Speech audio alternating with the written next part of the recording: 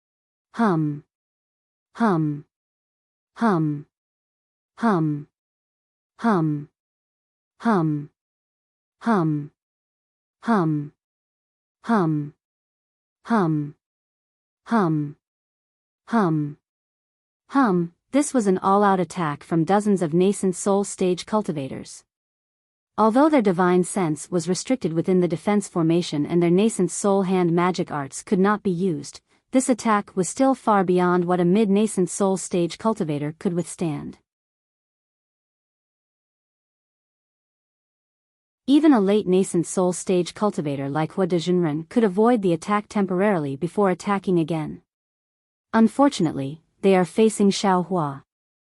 Look at Xiao Hua. When dozens of nascent soul cultivators are attacking, he is not nervous at all. He doesn't even look at them and only activates the execution spirit Yuan light to attack Hua Dezhenren. Hua Dezhenren knows the power of the execution spirit Yuan light and also knows that he has to hold Xiao Hua back while waiting for the dozens of nascent soul cultivators to attack together. Therefore, the fire gourd in his hand that he has already prepared also flew out. Red flames flashed and first a lotus sprayed above Hua Dezhenren's head, protecting him. The white light released by the sword gourd was immediately stopped by the fire lotus. Then, the fire gourd rushed out a line of fire to meet the execution spirit Yuan light.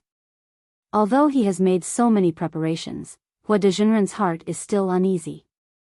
Almost at the same time, he called out again, "Fellow Daoist Shui Ming, fellow Daoist Jiantian, come help me." Hearing Hua Dezhenren's call, Shui Ming and Ao Jiantian both hesitated. After all, in the previous discussion, Hua Dezhenren was the leader. The two of them are both late nascent soul cultivators. How can they put down their pride and attack a mid-nascent soul cultivator together with Hua Dezhenren? Especially Shui Ming, who originally didn't want to get involved in Hua Dezhenren's matter. However, he was a bit soft-hearted and reluctantly agreed. Now, Daoist Hua De actually ordered two people to besiege Xiao Hua, forming a three-man pincer attack on Xiao Hua. How could they not think about this? However, at this time, the dozens of nascent soul treasures formed a ring of light that flew into the air and sealed Xiao Hua's surroundings. The two of them sighed and looked at each other. Shui Ming raised the horsetail whisk in his hand and thousands of strands of silk flew out and fell on the ring of light like rain towards Xiao Hua. As for Ao Jiantian, he let out a loud roar and the small halberd that was cracked by Xiao Hua transformed into a dragon again.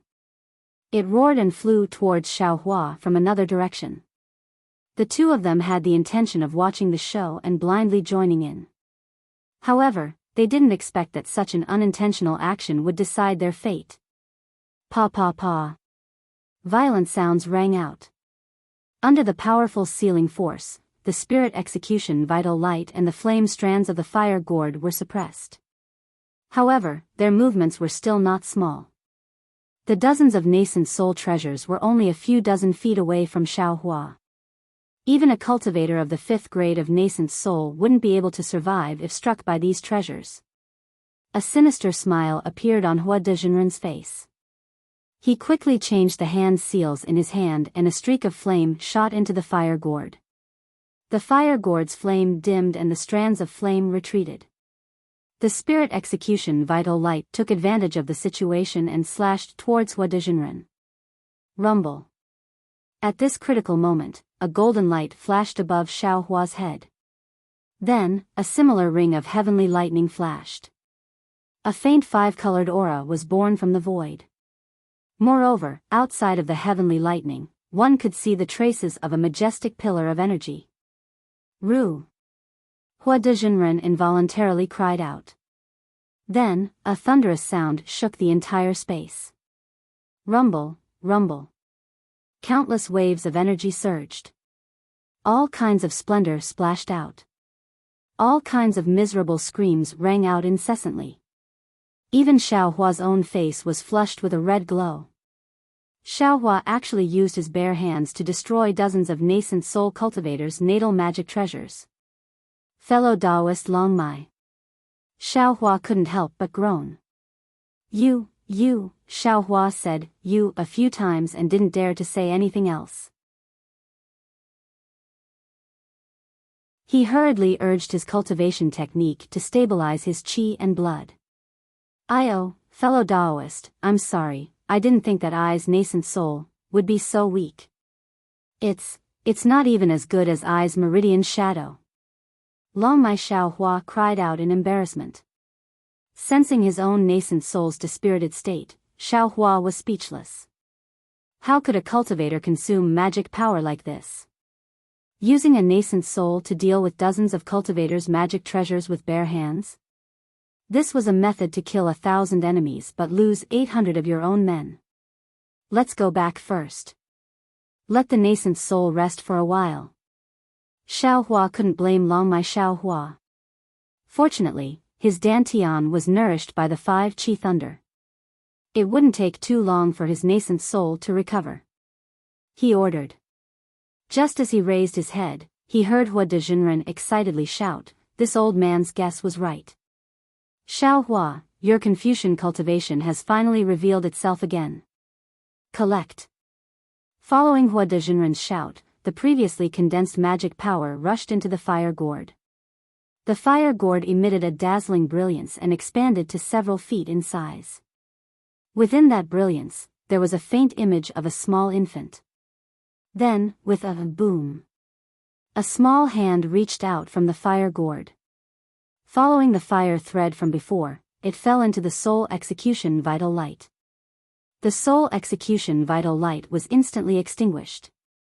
Furthermore, that small hand followed the extinguished soul execution vital light towards Xiaohua's sword gourd like lightning. Only now did Hua de Jinren reveal his malevolence. His goal was Xiaohua's sword gourd. Oh. Xiaohua raised his eyebrows. He was a bit surprised. He raised his eyes to look at Shui Mingzi and Ao Zhantian's magic treasures and coldly snorted. Damn it.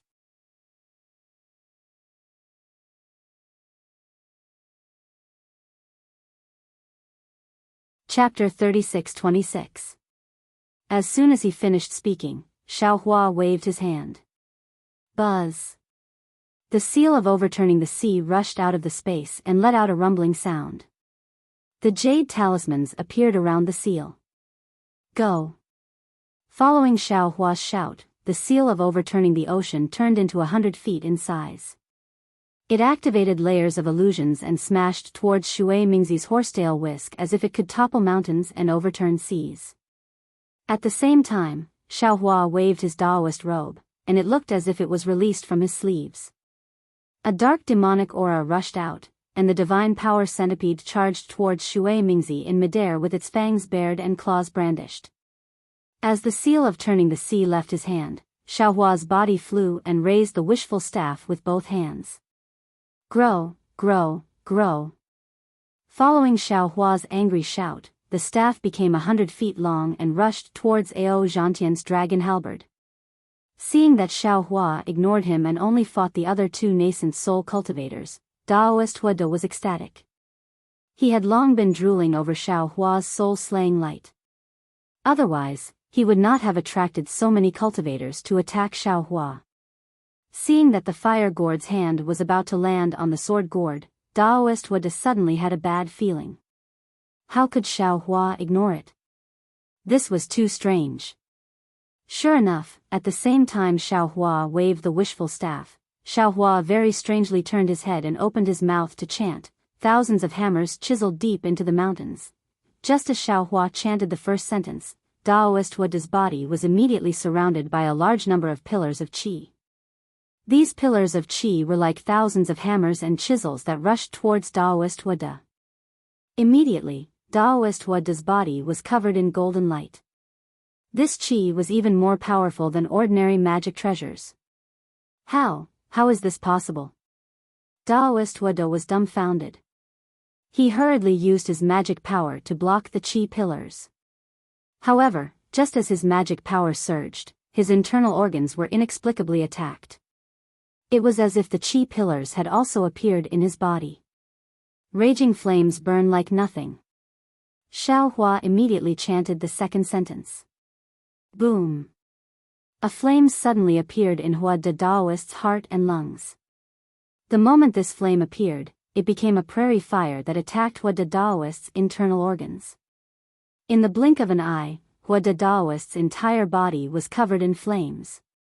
Daoist Hua De's face was filled with shock. He no longer cared about snatching Xiao Hua's sword gourd. He hurriedly activated his cultivation technique. The mana in his body rapidly revolved, wanting to extinguish this heart fire. Unfortunately, no matter how much Hua de Jinren tried to use his magic power, the flames didn't seem to be extinguished. Instead, they became even more exuberant, causing Hua de Jinren's heart to burn even more. Even if my bones are crushed and my body crushed, I will remain pure in this world. After Xiao Hua recited the last two sentences, Daoist Hua de groaned like a pig being slaughtered. His entire body trembled violently as if he was about to be killed if he didn't control the fire. Since it was such a critical moment, how could Daoist Hua de still dare to hold back? He slapped his forehead with the back of his hand. Puff! A stream of fire energy rushed into the sky. Not only did the fire lotus glow in the fire energy, its roots even rushed into his body along with the fire energy convergence. Ha, old bastard Hua de, you have white hair all over your body, yet you call others monsters. This Xiao has never denied that he has the cultivation of a Confucian cultivator, yet you deny it again and again. Hit. Xiao Hua laughed loudly, but the last word was directed at Ao Zhantian. Seeing that the staff was about to strike again, a helpless expression appeared on Ao Zhantian's face. A brilliant light flashed on his arms, and the dragon halberd flew out, roaring as it met Xiao Hua's staff head-on. At the same time, Ao Zhantian narrowed his eyes, and the muscles in his body began to move rapidly. His blood also began to surge, and strands of bloody light flashed on the surface of his body. Crackle. There was a burst of noise. The wishful steel staff had not yet collided with the dragon halberd, but the two murderous weapons began to collide with each other again. Various small vortexes quietly appeared in the nearby dozens of feet, blowing the magic weapons that were damaged by the dragon vein Xiao Hua's thunder into the sky. Although these magic treasures were the natal magic treasures of dozens of nascent soul cultivators, the lightning still flashed on these magic treasures, causing the connection between the nascent soul cultivators and their magic treasures to be intermittent. In a situation where the essence of the cultivators was damaged, it was difficult for them to retrieve their magic treasures in a short time. Boom! The staff finally struck the dragon halberd, and a loud sound rang out in the air again. Everyone couldn't help but feel that it was deafening. Ao Zhantian was feeling extremely dejected. He had always been confident in his divine power, and he had always been known for his powerful physical body. However, he didn't think that he would be so weak in front of Xiao Hua. Ao Zhantian let out a furious roar as the cracks on his halberd deepened, and his body plummeted like a cannonball. His voice was hoarse, and there was a hint of hysteria in it. Even though this roar didn't make much of a difference, the crimson light around Ao Zhantian's body flashed, and the projection of a gigantic crimson dragon gradually emerged from his bloodline. Ao Zhantian actually had the bloodline of a true dragon. Ao Zhantian urged his bloodline to fight with Xiao Hua, but Xiao Hua borrowed the power of the staff to fly up again. His hands formed a seal, and the first shadow of the seal of overturning the sea collided with the golden light of Shui Mingzi's horsetail whisk. At this time, the seal of overturning the sea was different from before. Although Xiao Hua didn't deliberately refine it again, the shadow had already solidified. Although Shui Mingzi's horsetail whisk was also refined with an extremely rare material, it was abnormally sharp and could penetrate almost anything. However, when it collided with the shadow of Xiao Hua's seal of overturning the sea, it was still smashed by more than 70%. Although the shadow had completely collapsed, Shui Mingzi couldn't help but be shocked. On the hidden Immortal continent, when had he ever met a Daoist cultivator who could control a magic treasure to fight with him? Moreover, the Herculean centipede, whose shiny black body was covered with dense and strange golden runes, was even more cunning. Just like when Xiao Hua fought with him in the past, it immediately rushed over when he saw a flaw in his fight with the seal of overturning the sea. When he fought with it again, it immediately fled. At this time, Shui Mingzi saw that Xiaohua actually pounced on him in the blink of an eye. The shadow of the second shadow of the seal of overturning the sea was like a huge mountain pressing down on him. Shui Mingzi had no choice but to pour 90% of his magic power into his horsetail whisk.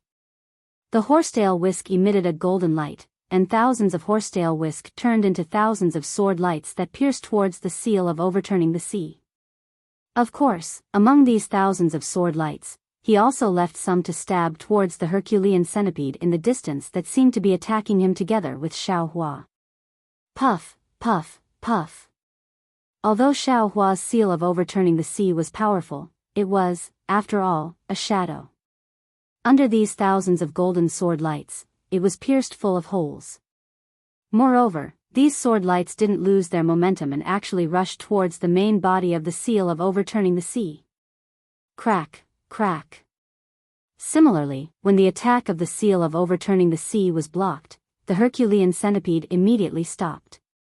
Its entire body curled up, and its hard carapace pointed outwards. It was like a hedgehog with a mouth full of spikes, making those sword lights unable to pierce through it. Humph. Xiaohua coldly snorted and pointed his hand. Roar. A coiling dragon spun up and urged the seal of overturning the sea to press down heavily. A vast and mighty aura rushed over, and before it could land, it had already completely suppressed the sword lights of the horsetail whisk. Do you think this old man is scared of you? Shui Mingzi similarly sneered. He opened his mouth and spat out a mouthful of blood essence. He formed a seal with one hand, and several rays of light fell into the blood essence. When the blood essence entered the horsetail whisk, buzz, buzz. A trembling sound resounded. The complete strands of light instantly emitted a red color. They either spun, twisted, or pierced straight.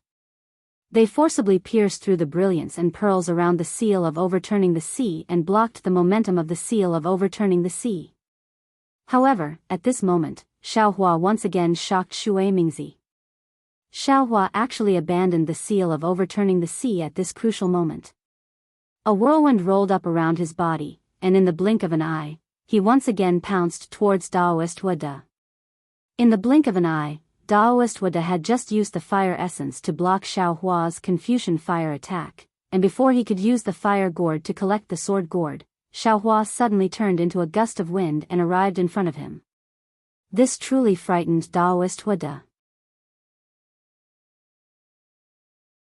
Just as he was about to respond, a sharp pain like a sharp awl piercing into his Naiwan palace made him unable to help but take a deep breath. Without waiting for him to use a secret technique to resolve the pain, he saw the spirit execution light suddenly split into two. It bypassed his fire strands and slashed towards his neck with lightning speed. Daoist Wada once again turned pale with fright. He hurriedly wanted to use the fire gourd, but because of the pain in his Naiwan palace, he was a bit slow.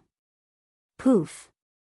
Daoist Wada had no choice but to open his mouth and turn a mouthful of true fire into a fire wall in front of him. Just as the fire was born, whoosh. Another golden light appeared out of nowhere and flashed towards Daoist Wada's left arm. Ah! Daoist Wada only felt a chill in his left arm, and then a sharp pain came. His left arm holding the fire gourd was cut off like rotten wood by a pair of golden scissors. His left arm's defensive treasure armor didn't have any resistance. At the same time, just as the sharp pain came out, Xiaohua's right hand waved his Daoist robe. His action was even more natural than moving clouds and flowing water. In an instant, Daoist Wada could no longer sense the location of his fire gourd. This is this old man's life source magic treasure. Daoist Wada was simply going crazy.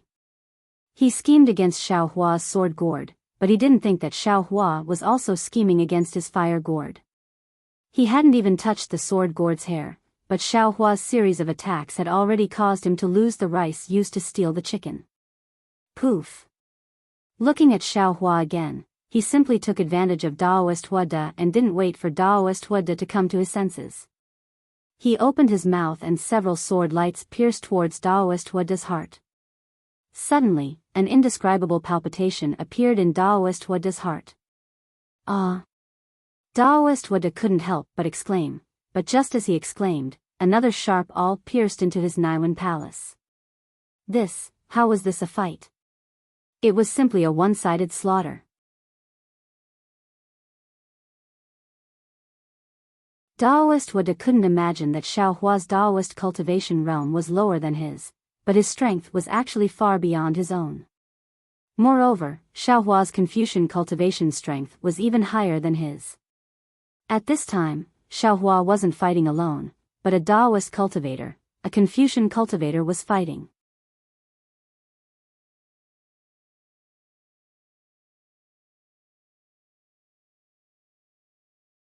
Chapter 36-27. Only now did Hua Dezhenren realize that Xiaohua was a nascent soul intermediate stage cultivator, but he had the strength of a nascent soul intermediate stage cultivator. How could he be his opponent? Moreover, seeing Xiaohua use the spirit-exterminating vital light, the flying sword, and the unfathomable soul stab technique, it was obvious that he wanted to take his life. Thinking of this, how could Hua Dezhenren stay any longer? He clapped his hands and an ordinary-looking jade pendant appeared in his hand. With a pu sound, a breath of true qi landed on it. Layers of inscriptions surged out from the jade pendant and enveloped Hua Dezhenren in an instant. Boom! Following a majestic pillar of true qi, Hua Dezhenren actually disappeared. Motherfucker!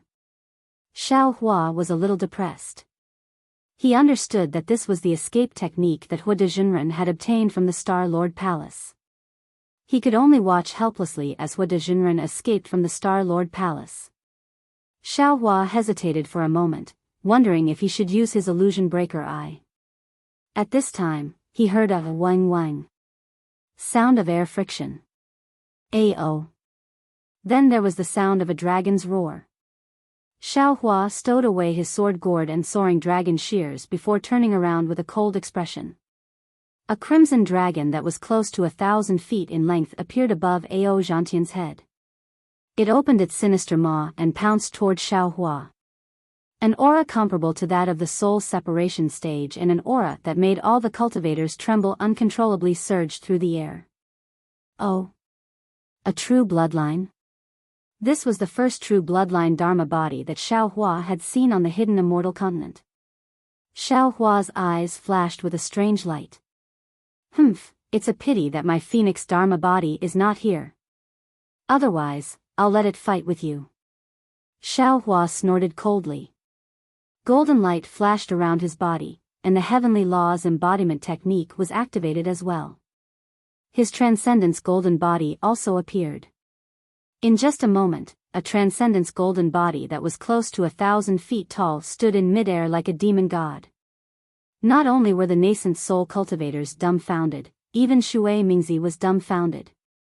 It wasn't that they hadn't seen such an awe-inspiring Dharma body before, but this was a defensive formation with divine sense shackled. Dao Sect's divine powers were suppressed. Not to mention the Dharma body, even activating Dharma treasures would be somewhat strenuous. How could Xiaohua possibly bring out his Dharma body?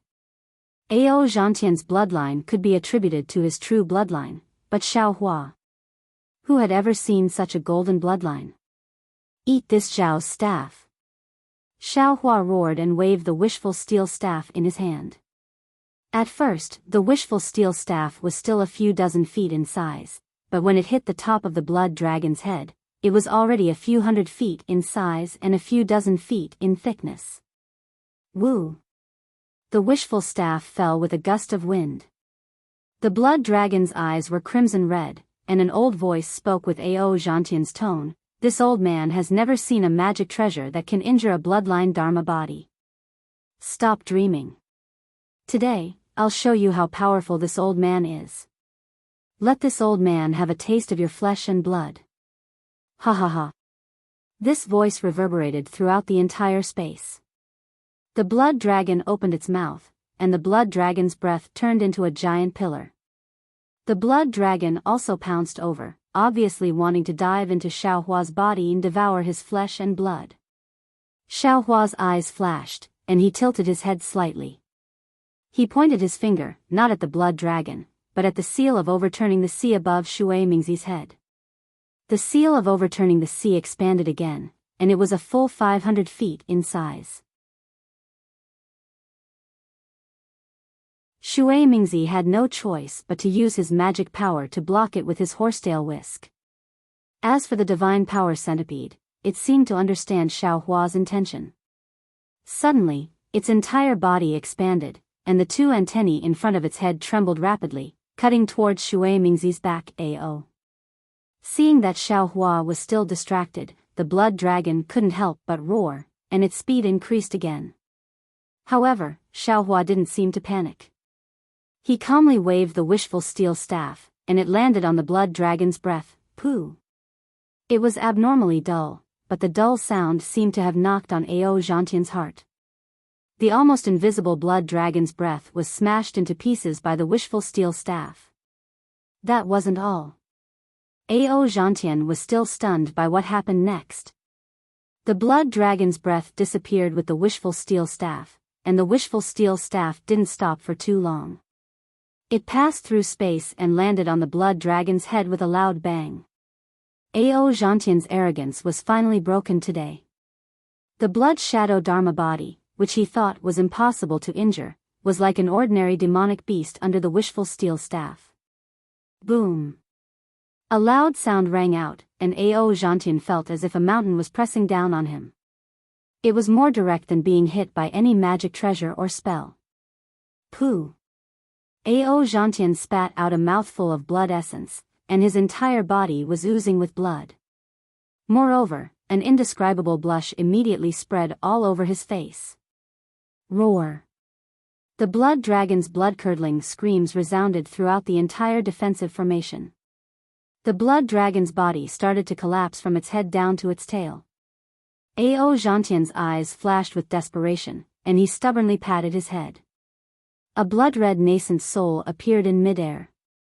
This nascent soul was wearing a treasured armor, and the dragon-shaped totem on the armor was slowly disappearing. The nascent soul held a dragon halberd in its hand that flashed with a dazzling brilliance.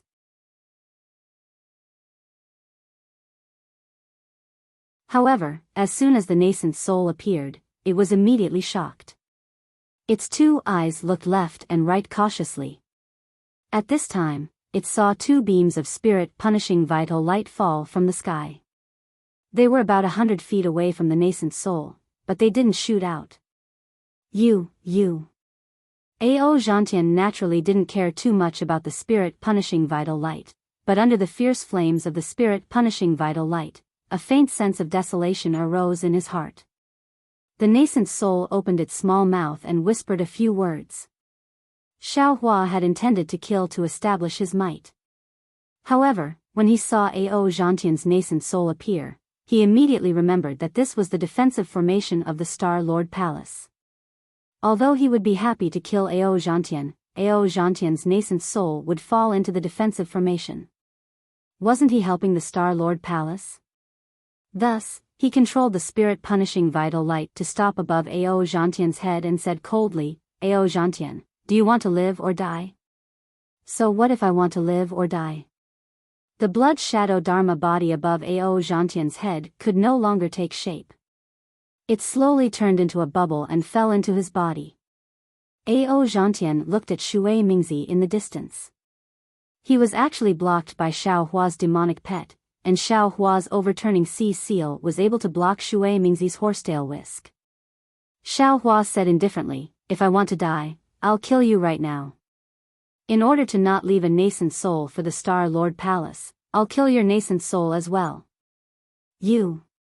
Ao Zhantian wanted to retort when he heard Xiao Hua's nonchalant tone. However, he knew that Xiao Hua had scared off spiritual master Huda when the three of them attacked him. Now that he was facing Xiao Hua alone, how could he survive? What if I want to live? Ao Zhantian was abnormally embarrassed, but he still asked. Swear a blood oath and serve me for 1,000 years. Xiao Hua replied without hesitation. For 1,000 years, not only will I provide you with all your cultivation needs, I can also help you reach the 5th grade of origin power. No. Impossible. Ao Zhantian also shouted without hesitation. Xiao Hua also didn't hesitate. He pointed at the spirit-punishing vital light and said, "Fine, since you don't want to live, then die, Spiritual Master Xiao, you've misunderstood, Spiritual Master Xiao." Ao Zhantian hurriedly withdrew his nascent soul and shouted, "What I meant was, what kind of good conditions do you have?" "Oh." Xiao Hua was slightly stunned. He stopped the spirit-punishing vital light and said indifferently, "What's impossible? At this point, do you still have a choice?" Then, Xiao Hua turned his head and looked at the dozens of nascent soul cultivators. His huge body was like a demonic god as he shouted, "And you all, swear a blood oath immediately and serve me for 1,000 years. Otherwise, I'll kill you on the spot." Ah! All the nascent soul cultivators were dumbfounded. They looked at each other, not knowing what Xiao Hua wanted to do. Ao Zhantian. Xiao Hua didn't care about these small fries. He looked at Ao Zhantian and said, "You'll be the first." Then, Xiao Hua raised his eyebrows and swung the wishful staff in Shui Mingzi's direction with a boom. Shui Mingzi was scared into flying far away. His horsetail whisk was powerful, but against the wishful staff, it didn't have any advantage at all. He was scared away, but the seal of ocean overturning seal and the Herculean centipede still caught up to him, not giving him any chance to escape. Ao Zhantian's mouth was bitter. He was a late nascent soul cultivator, but he was forced to swear a blood oath. This was something he had never thought would happen ever since he entered the nascent soul realm. "Kill." Ao Zhantian hesitated. Xiao Hua shouted, scaring Ao Zhantian. He hurriedly shouted, "I, Ao Zhantian, swear to heaven and earth that I am willing to serve Spiritual Master Xiao Hua, Spiritual Master Xiao, for 1,000 years. I don't dare to have any thoughts of rebellion, Kacha." Just as Ao Zhantian was about to make his vow, a streak of golden light shot into the sky and landed in the distance. Ah! A nascent soul cultivator who was about to flee was immediately sliced off by the soaring dragon shears. Motherfucker. Ao Zhantian finally understood. So Xiao Hua wasn't talking to him. Kacha. A muffled sound rang out as a bolt of lightning struck down from above Ao Zhantian's head. A blood-red mark appeared between Ao Zhantian's eyebrows. The mark followed the bolt of lightning into the air and transformed into a thumb-sized rune. The rune was about to fly toward the bolt of lightning. However, Xiao Hua's eyes rolled up as a green light flashed between his eyebrows. He let out a soft sigh that sounded like the sigh of a demon god. Boom! The same bolt of lightning shot out. The rune actually changed direction and fell into the bolt of lightning. Then, it disappeared between Xiao Hua's eyebrows. This. Xiao Hua's divine ability was truly inconceivable. Ao Zhantian couldn't help but sigh. His originally sullen heart suddenly felt better. He had always been competitive, and not only had he offended Confucian cultivators, he had also offended many Taoist cultivators. Now that he had found a powerful backer, it wasn't necessarily a bad thing. "And you all." Xiao Hua's voice was even more majestic than the usual lightning bolt. The dumbfounded nascent soul cultivators immediately came to their senses. It was time for them to make a choice.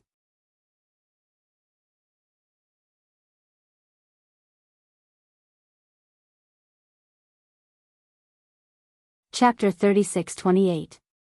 Of course, the nascent soul cultivators found this difficult to accept. However, when they saw the arrogant Ao Zhantian lower his head in disbelief, they then looked at the nascent soul cultivator who had just lost half of his shoulder and was now as pale as a sheet of paper, and finally at Shui Mingzi, who was trying to escape but was being held back by his demonic pet and magic treasure. How could they not have made the right choice? The dozens of nascent soul early and mid-stage cultivators all swore blood oaths, which were all taken away by Xiao Hua without exception. Then, Xiao Hua withdrew his heavenly laws embodiment technique and pointed with his finger. "Go, surround Shui Mingzi. Yes, the dozens of nascent soul cultivators couldn't even muster the will to resist. They responded in unison and surrounded Shui Mingzi. Only Ao Zhantian and the early-stage nascent soul cultivator named Xiong Yi were left in front of Xiao Hua. Seeing such a scene, Xiong Yi was at a loss of what to do.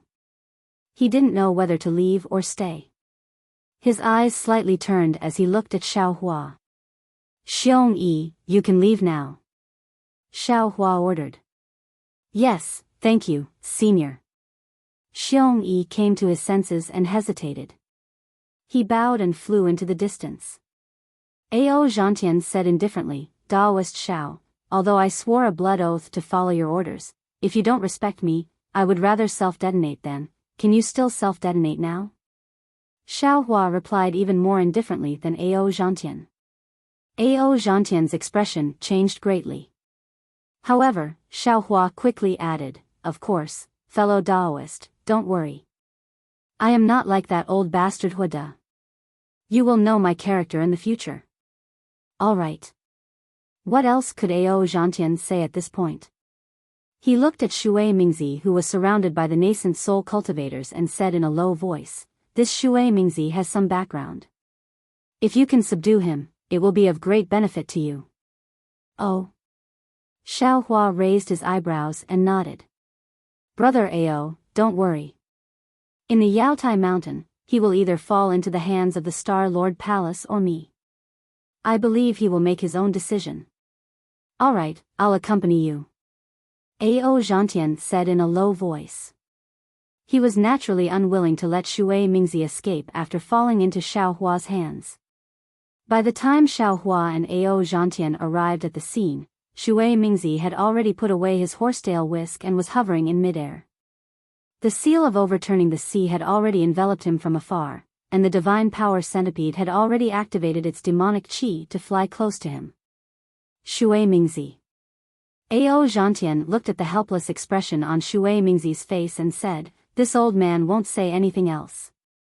Previously, we all fell into that old bastard Huada's trap. Now that we have offended Daoist Xiao is quite magnanimous.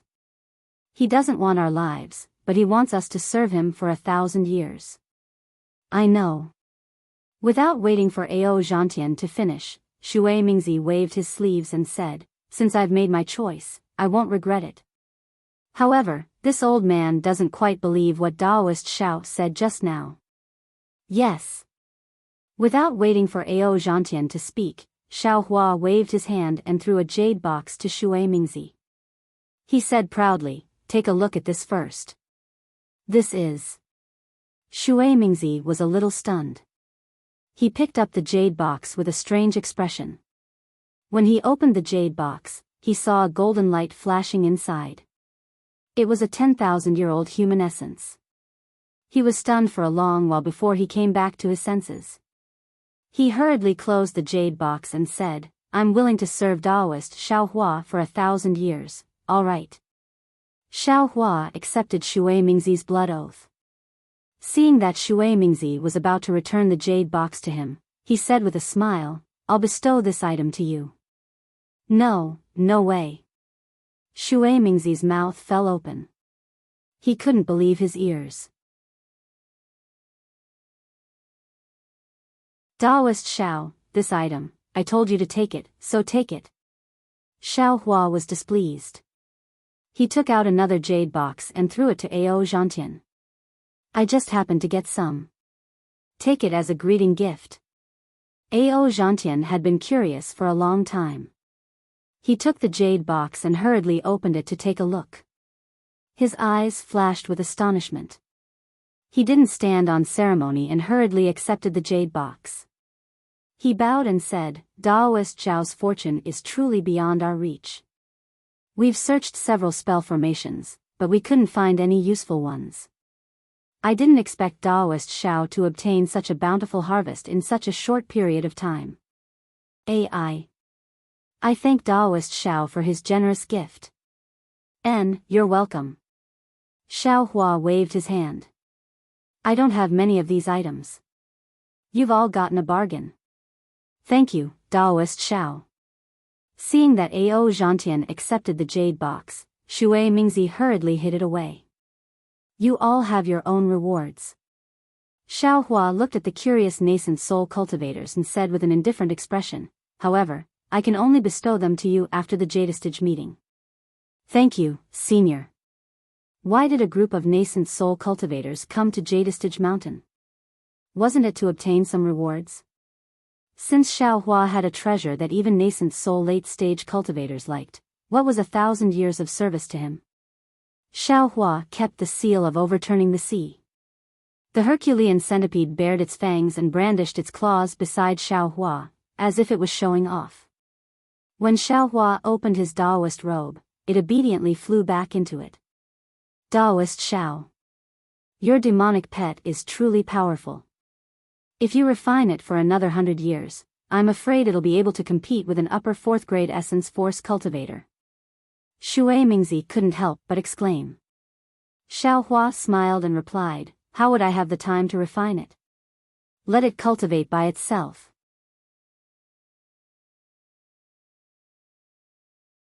Shui Mingzi opened his mouth as if to say something, but he stopped himself. Daoist Xiao, what should we do now? Ao Zhantian said with a bitter expression. I can't help Daoist Xiao with my injuries on Jadestage Mountain. There's no need for you to help. Xiao Hua's body flashed with golden light again, and the mountain river seal flew out. He said, come in and rest. I'll let you out once we leave Jadestage Mountain. This. Ao Zhantian wasn't like Su Tingzi. He frowned and said, if I enter the nation weapon, won't my life follow Daoist Xiao? If Daoist Xiao dies on Jadestage Mountain, won't I also be doomed? If you don't go in, can you walk out of Jadestage Mountain alive? Xiao Hua replied. Moreover, do you think you can live longer than me? Shui Mingzi was also hesitant. He asked, Daoist Xiao, this nation weapon is used by Confucian cultivators to suppress our Daoist sections. Although we don't mind going in, can it suppress dozens of us at the same time? It's only 30 or so, no problem. Xiao Hua said confidently. This junior is willing to go in. The injured nascent soul cultivator hurriedly said, as if he wanted to redeem himself by doing good deeds, but also as if he was really afraid of dying inside the formation. Xiao Hua waved his hand, and a stream of dragon chi rushed out, immediately sucking him in. Of course, at the same time, Xiao Hua pointed his hand and landed on the top of his head. When he lost consciousness, he used his mind to send him into the space. Although there was a first, the others were still hesitant. After all, this was different from swearing a blood oath and being controlled for 1,000 years. This was putting their lives in the hands of others. However, just as they were hesitating, a thunderous boom came from the distant horizon. Everyone looked up and saw the blood-red sky in the distance collapsing one after another. Between the collapses, there were thousands of flashes of lightning. After the blood-red sky collapsed, it turned into a blood-red stream that swept toward everyone. Damn Star Lord Hall! Xiao Hua saw this, and how could he not know what the Star Lord Hall was planning? This was not much different from the Star Lord Defense Formation on the Yaotai Mountain. They both wanted to kill most of the Daoist cultivators, leaving only those who had the means to escape death. Xiao Hua swept his gaze and said coldly, this old man doesn't have time to waste with you. The formation has already begun to close, so this old man is going to find a way out. Senior, please wait a moment, this junior is willing to go in. A group of panicked cultivators hurriedly called out. They knew in their hearts that it was better to let Xiao Hua lead them alone rather than having so many people search in a mess. Xiao Hua's abilities were unpredictable, and his chances of survival were much higher than theirs. Come in. Xiao Hua sucked that person into the space again. This time, the others were finally moved, and in a short while, 35 nascent soul cultivators were sucked into the space. This one will go in as well. Ao Zhantian narrowed his eyes and looked at the torrential flood in the distance.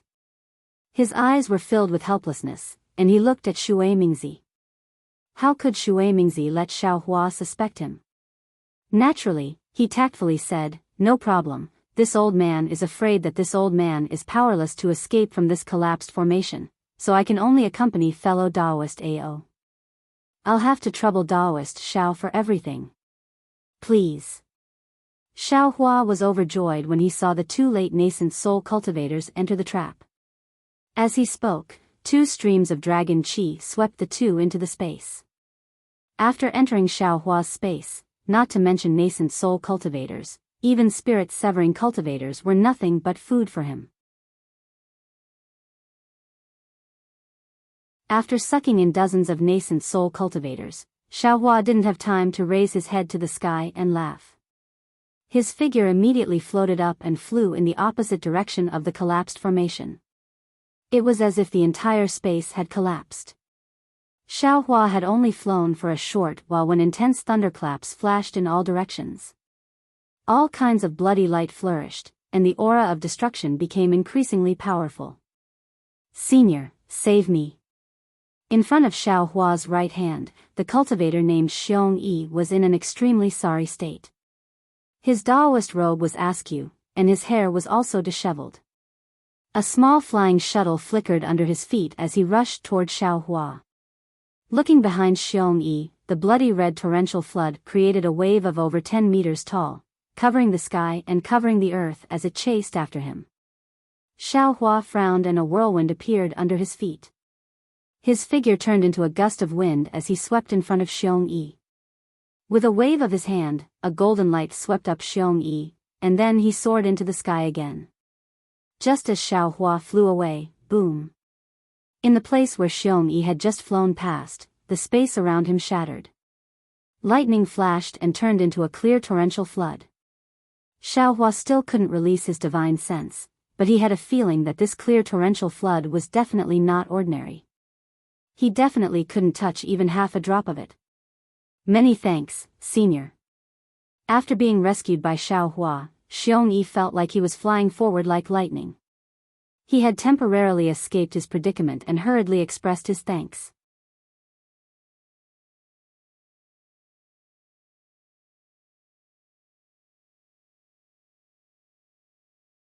Chapter 36-29.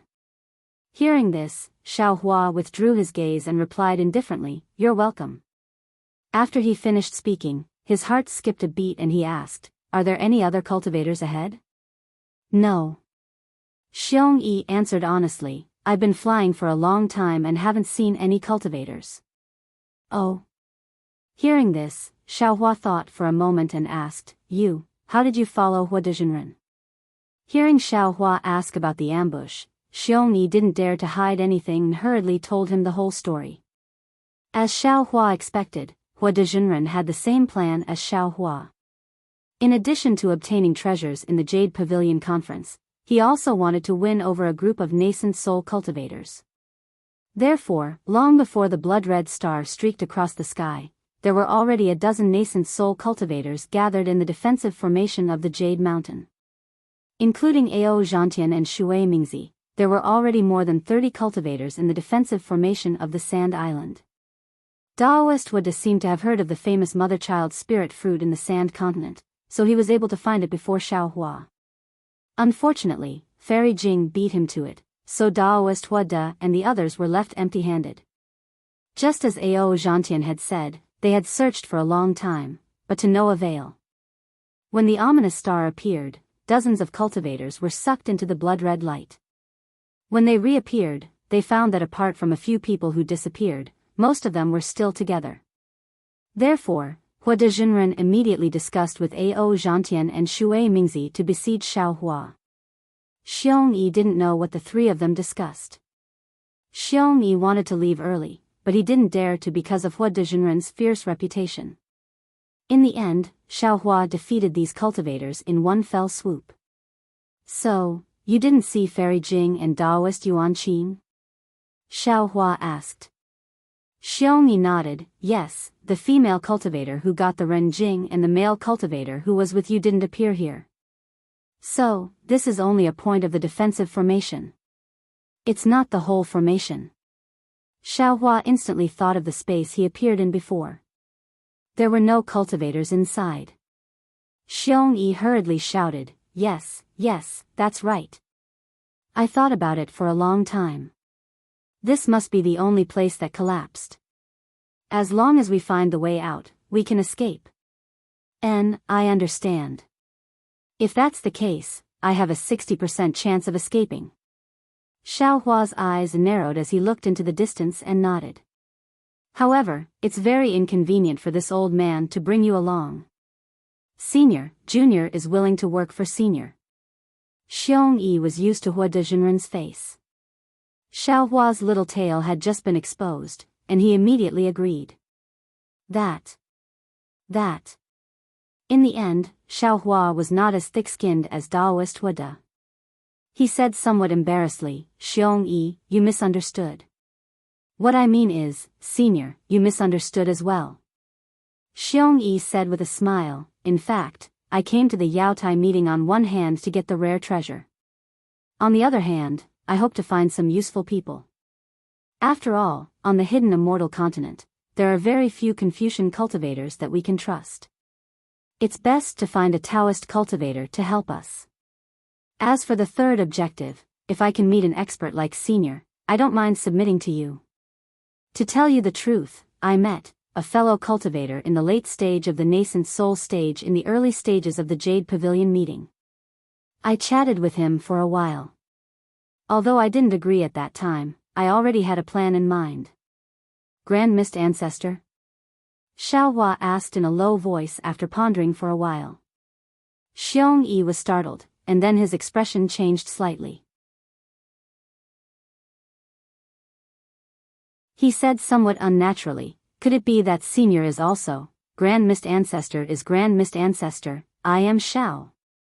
Xiaohua said indifferently, I won't force fellow cultivator Xiong, no. Xiong Yi breathed a sigh of relief. At this time, how could he have any other choice? He hurriedly said with a smile, I once established a country, but later the country's monarch was bewitched by the Buddhist sect. I was disheartened and no longer paid attention to it. Now that I am free, I can serve Senior. Good. Xiaohua nodded, close your eyes. I will suppress you into the mountain river seal. After we leave the Yaotai mountain, you can follow me. This.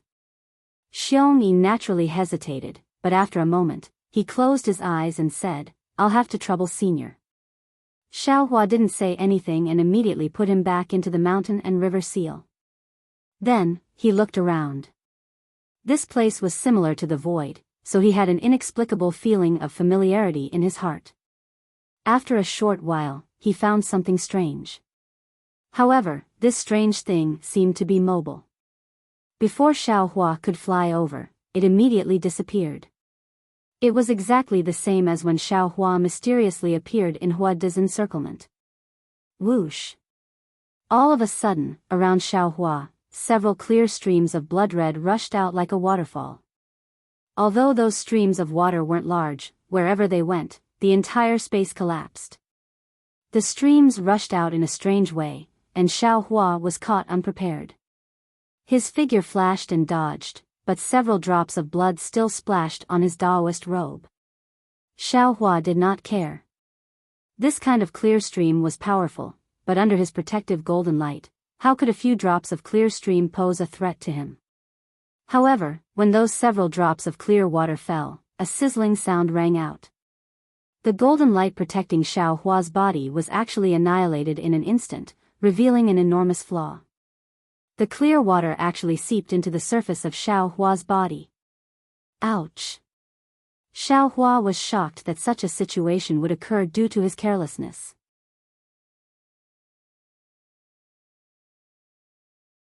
Xiaohua's Daoist robe was also torn in an instant, and a heart-wrenching pain came from the clear stream. Xiaohua's abnormally strong body was actually invaded by this clear stream. Pooh! Xiaohua hurriedly opened his mouth and spat out a mouthful of thick true energy. It landed on the corroded part of his body, and he barely managed to grab the few drops of clear stream. When Xiaohua opened his transcendence vision, he couldn't help but suck in a breath of cold air. He saw that within these drops of blood-red liquid, there were strands of dark red lines. Between the lines of lines, there were many small dots that contained great power. Xiao Hua was familiar with these small dots of light. It was the power of starlight. As for the dark red lines, Xiao Hua had seen them before. They were actually poison mixed with the power of the netherworld. Damn it! Xiao Hua cursed angrily. The Confucian cultivator's arrangement was truly ruthless. Even his body, which had been tempered for many years, was unable to withstand it, let alone an ordinary cultivator. Even Ao Zhantian wouldn't be able to escape easily when he encountered the clear stream of clear stream. Of course, Xiao Hua was only lamenting. This wasn't the first time he had encountered the Confucian cultivator's ruthlessness. His current plan was to escape from this place. There wasn't much time left for Xiao Hua, and the space he could escape was also limited. The confidence he had before had leaked out too much, and an indescribable sense of fear emerged from the bottom of his heart. What seemed like an ordinary escape had developed into a test of life and death. Xiao Hua smiled bitterly. At the crucial moment, he opened his transcendence vision. However, all he saw with his transcendence vision was blood red. His vision was filled with resplendent starlight, and it was even inferior to the naked eye. How could he see the exit that could appear at any time? Helpless, Xiao Hua could only close his transcendence vision again. He could see with his naked eye, and fly in a certain direction based on his intuition. Suddenly, Xiao Hua's heart trembled. He recalled the place where he had first entered the defensive formation. Previously, when he heard Xiong Yi's description, he subconsciously thought that he had entered the defensive formation directly like them. However, now that he thought about it, before he was surrounded by Daoist Hua De and the others, he seemed to have stayed in a certain space for a short period of time. Moreover, that space also had a blood-red light, and it was extremely similar to the space he was in now. However, it didn't have much starlight. Thinking of this, Xiao Hua suddenly raised his head to look at the starry sky. Sure enough, the ominous star with a tail was emitting a strange and mysterious light. The stars around this ominous star were abnormally resplendent, and this resplendent light was flashing with a bloody aura. One by one, the tails grew out of these stars. Needless to say, these stars should all be a part of this defensive formation. If others look at this place from the stars, they should also be a star that is also burning with brilliance. The space I entered earlier should also be a part of the defensive formation.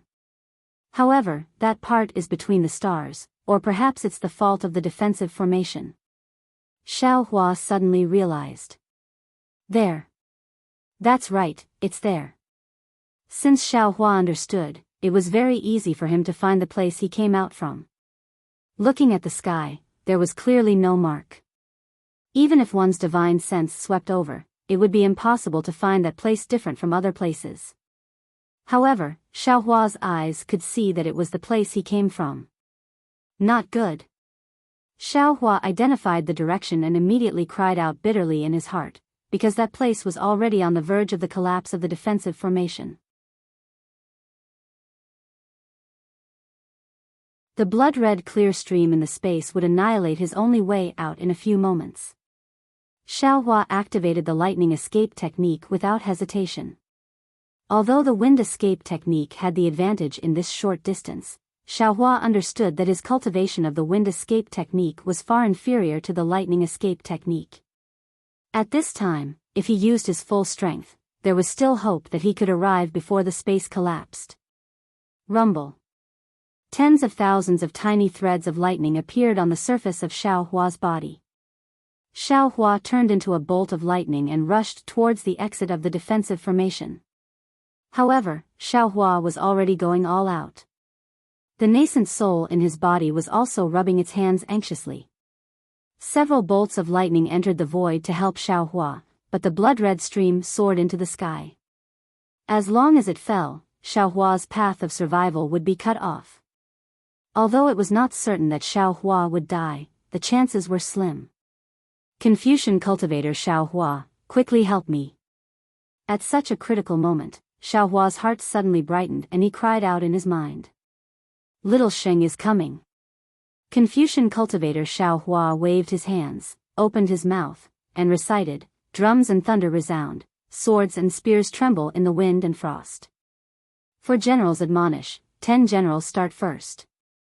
As soon as this inexplicable poem came out, it immediately turned into a bolt of lightning condensed from armor inscriptions. Inside Xiao Hua's lower dantian, the 5 qi righteous thunder immediately rolled. Following this bolt of lightning, it rushed into Xiao Hua's body and fell on the surface of his body. Boom! Xiao Hua felt his body become light, a feeling of soaring immortality arose spontaneously. Immediately, Xiao Hua's speed suddenly increased by several times. Like a stream of light, he rushed into the sky without anything special.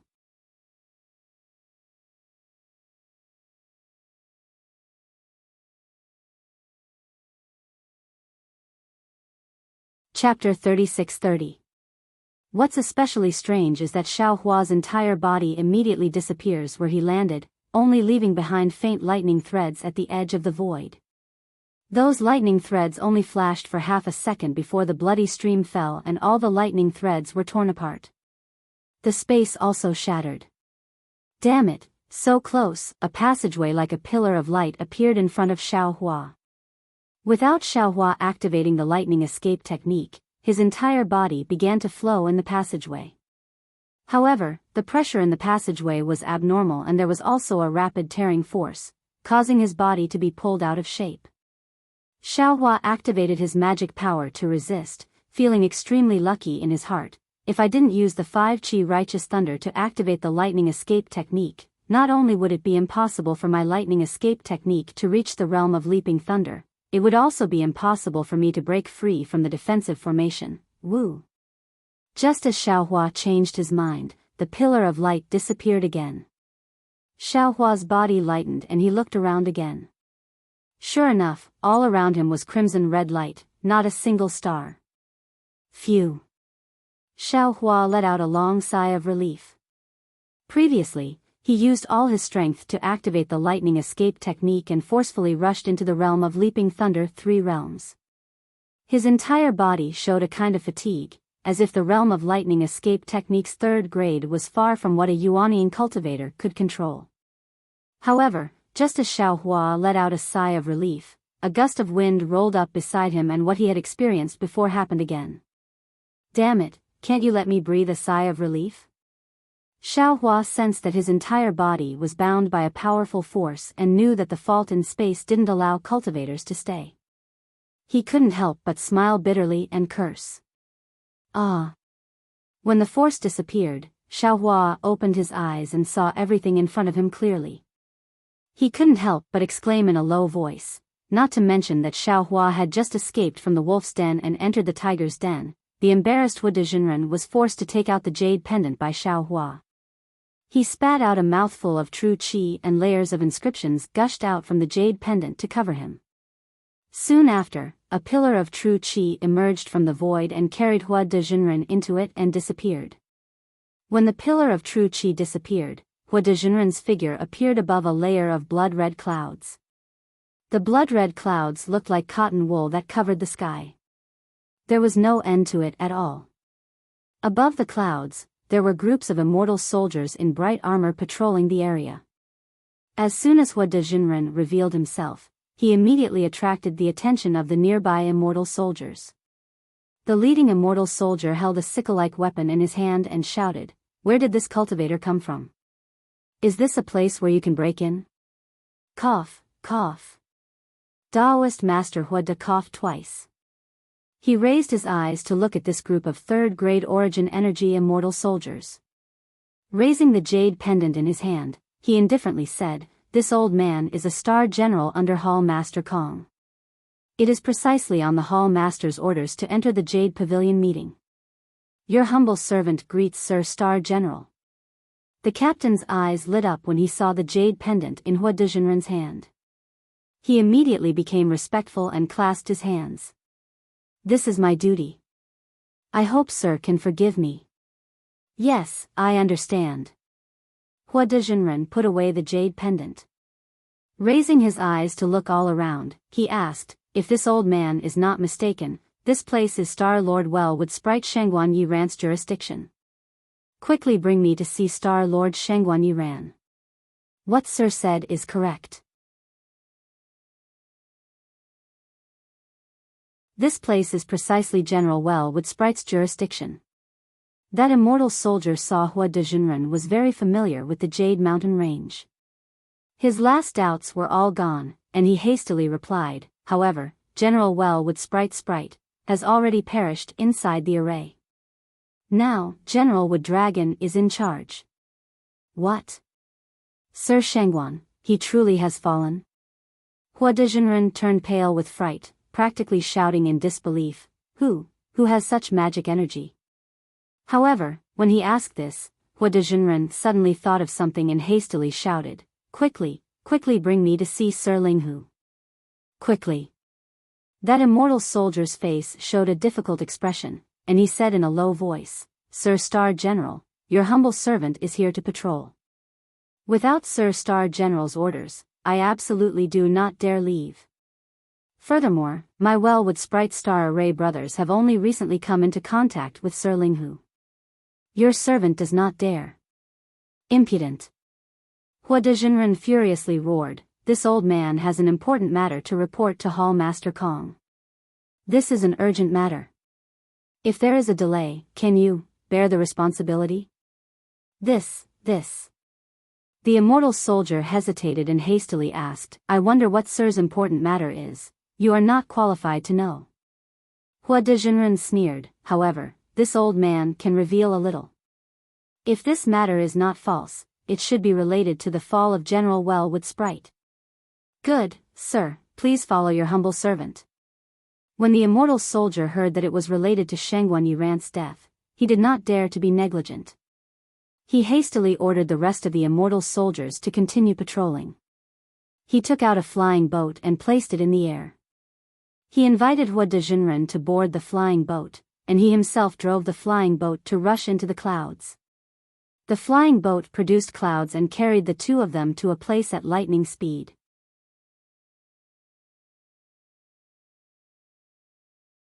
Above the crimson clouds, there were many patrolling immortal soldiers. There were also many immortal generals riding flying beasts and patrolling everywhere. Hua de Junren standing on the flying boat naturally attracted the attention of the patrolling immortal soldiers. However, the immortal soldier driving the flying boat took out a small triangular flag from his bosom and stuck it on the bow of the boat. Those immortal soldiers and immortal generals who were about to fly over stopped.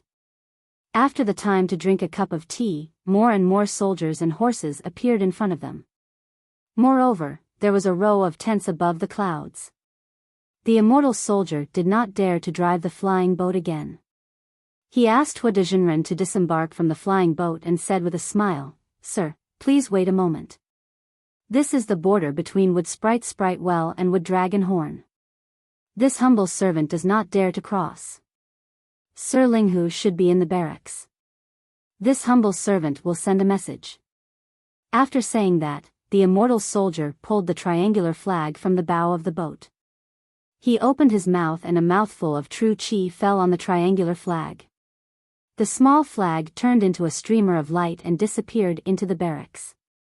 A moment later, a tall immortal general flew out from inside the barracks. In his hand was that triangular flag. Looking at the immortal soldier and Hua de Junren, he coldly said, Who are you waiting for to issue the command flag? Is there some urgent military matter? Reporting to Sir, this humble servant is Wood Sprite Well's 13 Barrack 7th Squad Captain, Zhou Hong. The command flag was issued by this humble servant. That immortal soldier hastily bowed and saluted, This is Hall Master Kong Star General. He has news of the death of our Wood Sprite Well's general. You and the others follow Mojia. When that immortal general heard this, he did not dare be neglectful. Turning around, he brought Hua de Junren and Zhou Hong to fly into the barracks. Entering the barracks, Hua de Junren's gaze swept around. Seeing the murderous aura all around and many unkind gazes looking at him, he could not help but sneer in his heart. His arrogant gaze swept back one by one, forcing those immortal soldiers and immortal generals to look elsewhere. No more than origin energy 3rd or 4th grade strength, yet you unexpectedly dare provoke this old man. If it was not for the Jade Mountain. Hua Dezhenren was defeated again and again. His heart was very sullen. Naturally, he would not put these cultivators with lower cultivations in his eyes. His heart secretly pondered. Not long after, that immortal general brought the two of them directly to the center's largest tent. You and the others wait here. That immortal general indifferently instructed. He himself was about to enter when the Hua Dezhenren to the side raised his hand. Holding a jade pendant in his hand, he smiled and said, I have the Hall Master personally bestowed the Star General writ. I can directly meet any general below the Hall Master. I think we don't need to wait outside the tent. My general's military orders are strict. Unless the Hall Master personally comes, or the Hall Master's personal secret order, no one can approach the Central Army tent. That immortal general glanced at Hua Dezhenren and proudly said, not to mention, although you are the Hall Master's Star General, you have the identity of a Daoist cultivator. How could I dare to let you and the others in? Impudent. Hua Dezhenren was ashamed and angry. He shouted, Hall Master's Star General writ is useful in the entire hidden immortal continent. How can it not be useful in your Wood Dragon's camp? What intentions do you all have? Do you all still place the Hall Master in your eyes? Hearing Hua Dezhenren so arrogant, that immortal general's complexion slightly changed.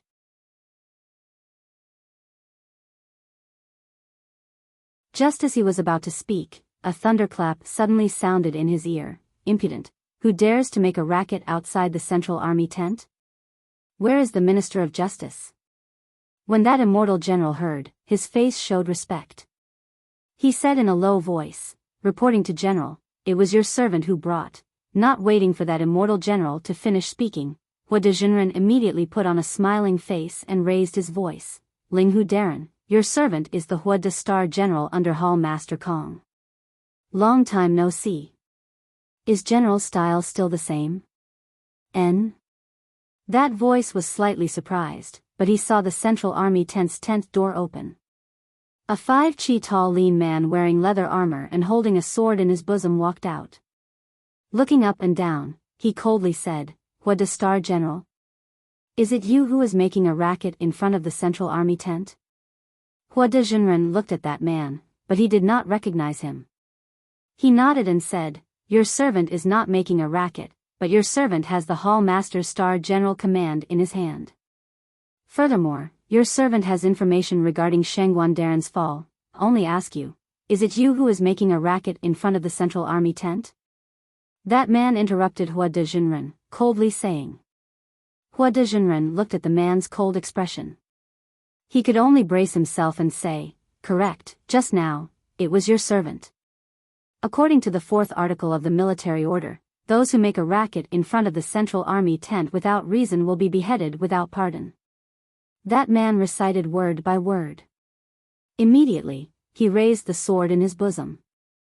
Wang.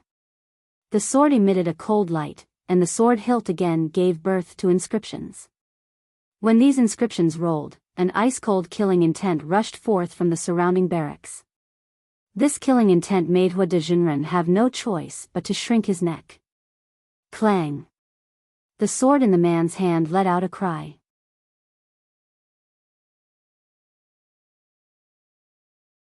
A cold light rushed out from the sword's scabbard, directly slashing towards Hua Dezhenren. Even as strong as Hua Dezhenren was a late-stage nascent soul cultivator, in the instant the sword fell, the several chi of space around his body was completely confined. He simply did not have any possibility of dodging, as if he could only be tied up. Hua Dezhenren turned pale with fright. A brilliance flashed above his head, and his nascent soul rushed out. His hands rubbed together, and a brilliance was born, wanting to block the sword. Unfortunately, the sword was incomparably sharp. The brilliance was immediately cut in half by the sword's edge.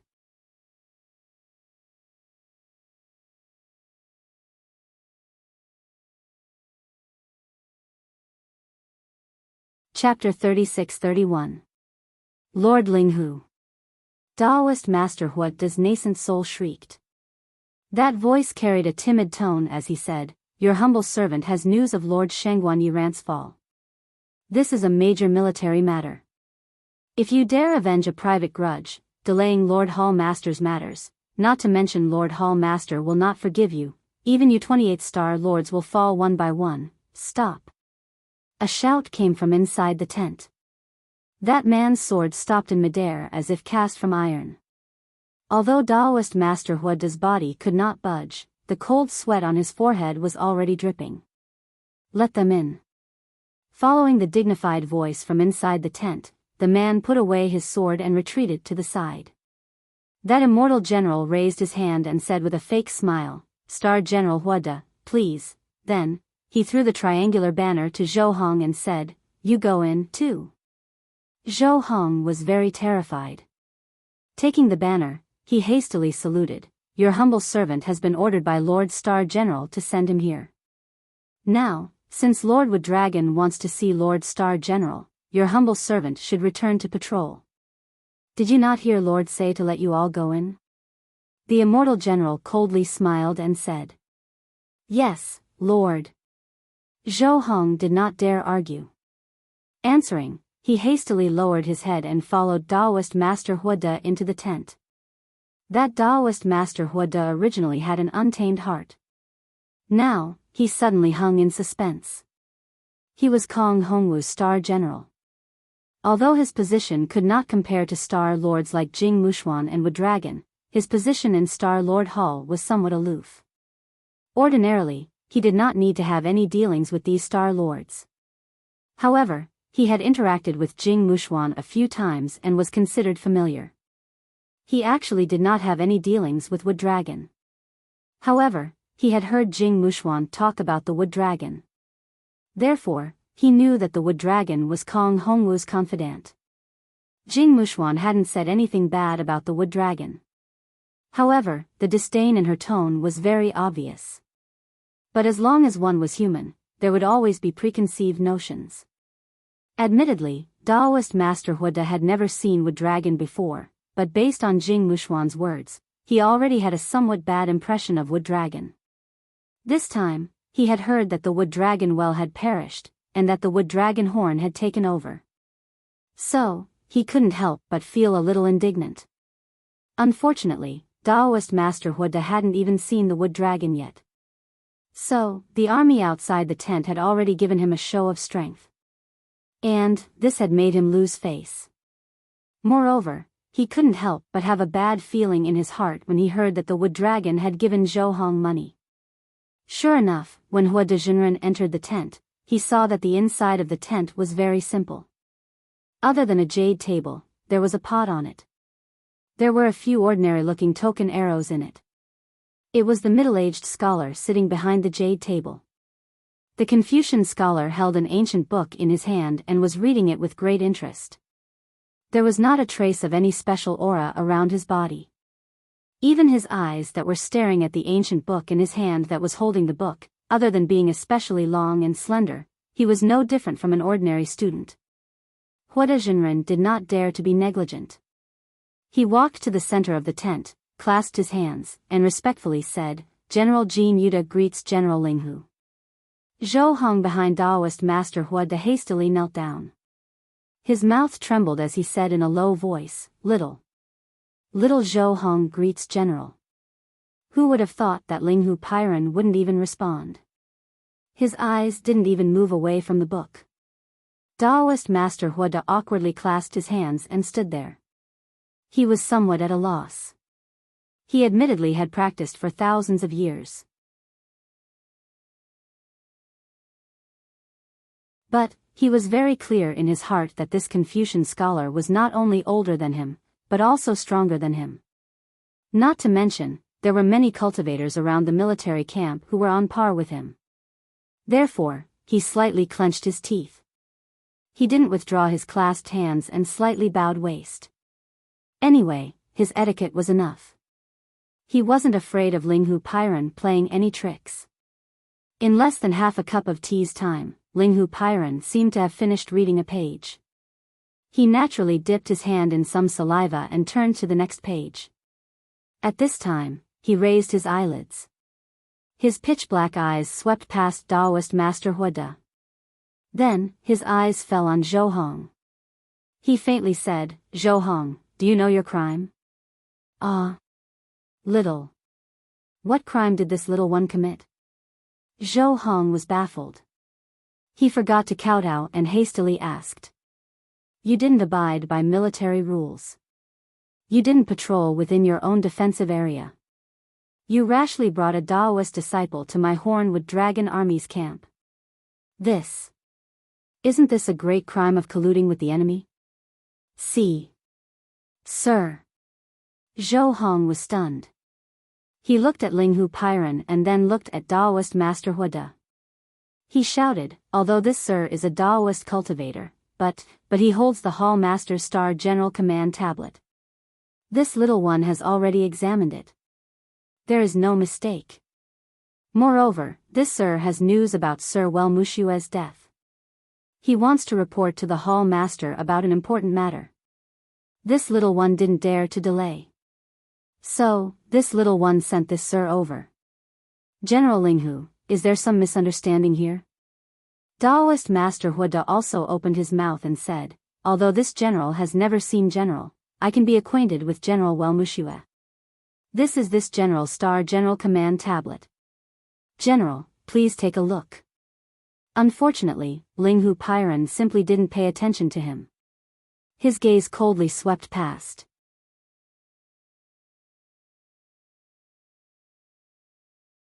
That fierce gaze seemed to be able to penetrate Daoist Master Huada's body. "How can you casually make a racket in the military camp? Did this general allow you to speak?" Daoist Master Huada's hand once again froze in place, not daring to move. He was afraid to hear that. "Where is the army advisor?" Fortunately, Linghu Pairan did not call for the army advisor. Rather, he extended his hand, and from who knows where, he pulled out a jade pupil tablet and tossed it to Zhou Hong. He faintly said, "Take a look, yes." Zhou Hong very carefully received it. Clear light flashed in his eyes, but a moment later, his face was deathly pale. Large beads of sweat dripped down his forehead. Immediately, he kowtowed, "General, spare me." This little one did not know that this Sir Star General Command tablet had already been abolished. This little one did not receive the order at all. "Where is the army advisor?" Linghu Pairan did not waste words, ordering. "Yes, sir." The army advisor's hand clasped a sword as he entered. Linghu Pairan took out a token arrow from the token pot and said, "Go investigate whether or not this Zhou Hong spoke the truth. If it is, see who dares to delay the military. Bring that person's head. If Zhou Hong is lying, bring Zhou Hong's head." After he finished speaking, an inscription flew out of Linghu Pairan's mouth and landed on the token arrow. That token arrow floated with a bloodlight and flew into the army advisor's hand. "Yes, sir." The army advisor received the order. He extended his hand and dragged the trembling Zhou Hong out of the tent. The pitiful Zhou Hong. Any way it was put, he was still a third-grade essence energy cultivator, equivalent to a Daoist golden core cultivator. Now, he was taken away like a little chick. Hiss. Daoist Huada sucked in a cold breath. He understood in his heart that this was not Linghu Pairan trying to intimidate him. Rather, he had rashly entered Yaotai Mountain, offending Kong Hongwu. Thinking of Linghu Pairan's ruthlessness, Daoist Huada did not dare say a word. He only clutched the Star General Command tablet that he had previously been proud of. Now, it had already become trash. He calmly stood there, the veins on his hands slightly protruding. "You are now a Daoist cultivator. According to my military discipline, trespassing into my army is to be beheaded." Linghu Pairan set down the scroll in his hand and indifferently said, "However, you were previously Lord Hall Master's Star General. You have made some contributions to my Star Lord Hall. I cannot arbitrarily decide." Phew.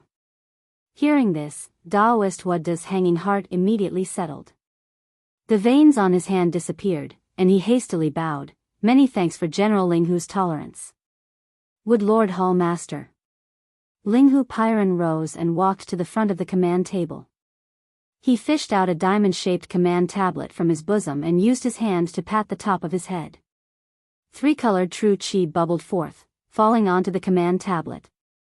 The command tablet gave birth to an auspicious cloud that floated behind the command table. Immediately, a wisp of overwhelming chi emerged from the void and gathered above the auspicious cloud. In an instant, Kong Hongwu's figure appeared. "This general greets Lord Hall Master." Linghu Pairan bowed in salute. Daoist Wada did not dare be neglectful, also saluting. "This general greets Lord Hall Master." Kong Hongwu waved his hand and said, "Linghu, rise." "Yes, Lord." Linghu Pairan straightened up, no longer speaking. Kong Hongwu's gaze swept past Daoist Wada and coldly said, "This old man is Star Lord Hall's Hall Master, but you are not Star Lord Hall's Star General. There is no need to call yourself this general. This old man knows that my Star Lord Hall's temple is small and cannot accommodate a great deity like the Daoist. The Daoist can freely search for his own destiny on this Jade Mountain."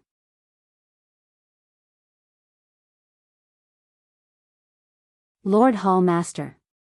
Daoist Wada's face was deathly pale.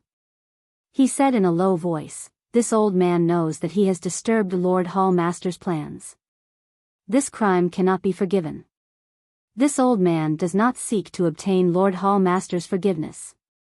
This old man only wishes to report a few secrets that this old man knows to Lord Hall Master. Afterwards, this old man himself will enter the array to meet his death. Speak." Kong Hongwu's face was still calm as water as before, indifferently saying. Daoist Wada did not dare beg for forgiveness too much, nor did he dare speak of his previous contributions. He was afraid that Kong Hongwu would not give him the chance to speak. Now that he was allowed to speak, his heart was already secretly delighted. He hastily said, "Good, Lord Hall Master knows. This old man discovered a cultivator who concealed his cultivation at the Jade Pavilion gathering. Furthermore, this old man previously knew that General Jing Mushuan fell inside the Imperial Array. In all likelihood, Lord Hall Master has not yet found the true culprit, so this old man braved death to report to Lord Hall Master." "Who?" Kong Hongwu's brows trembled. It was as Daoist Wada said. In his fury, Kong Hongwu already dispatched people to begin investigating the truth. However, the entire Jade Mountain was inside the Great Array. Especially after the array changed, with Jing Mushuan falling, the immortal soldiers and immortal generals in the Star Array were already somewhat disorganized. The news of Daoist Wada's Star General token being crippled did not reach Zhou Hong's place. This was clear proof. Furthermore, the immortal generals that had seen Xiao Hua were more or less killed by Xiao Hua. Kong Hongwu honestly could not find the Xiao Hua that killed Jing Mushuan for the time being. Xiao Hua. Daoist Wada did not dare beat around the bush, directly saying Xiao Hua's name. As expected, it was him. Kong Hongwu's eyes slightly narrowed, as if this did not exceed his expectations.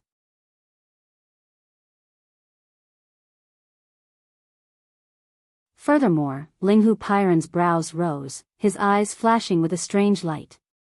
Daoist Wada was slightly startled.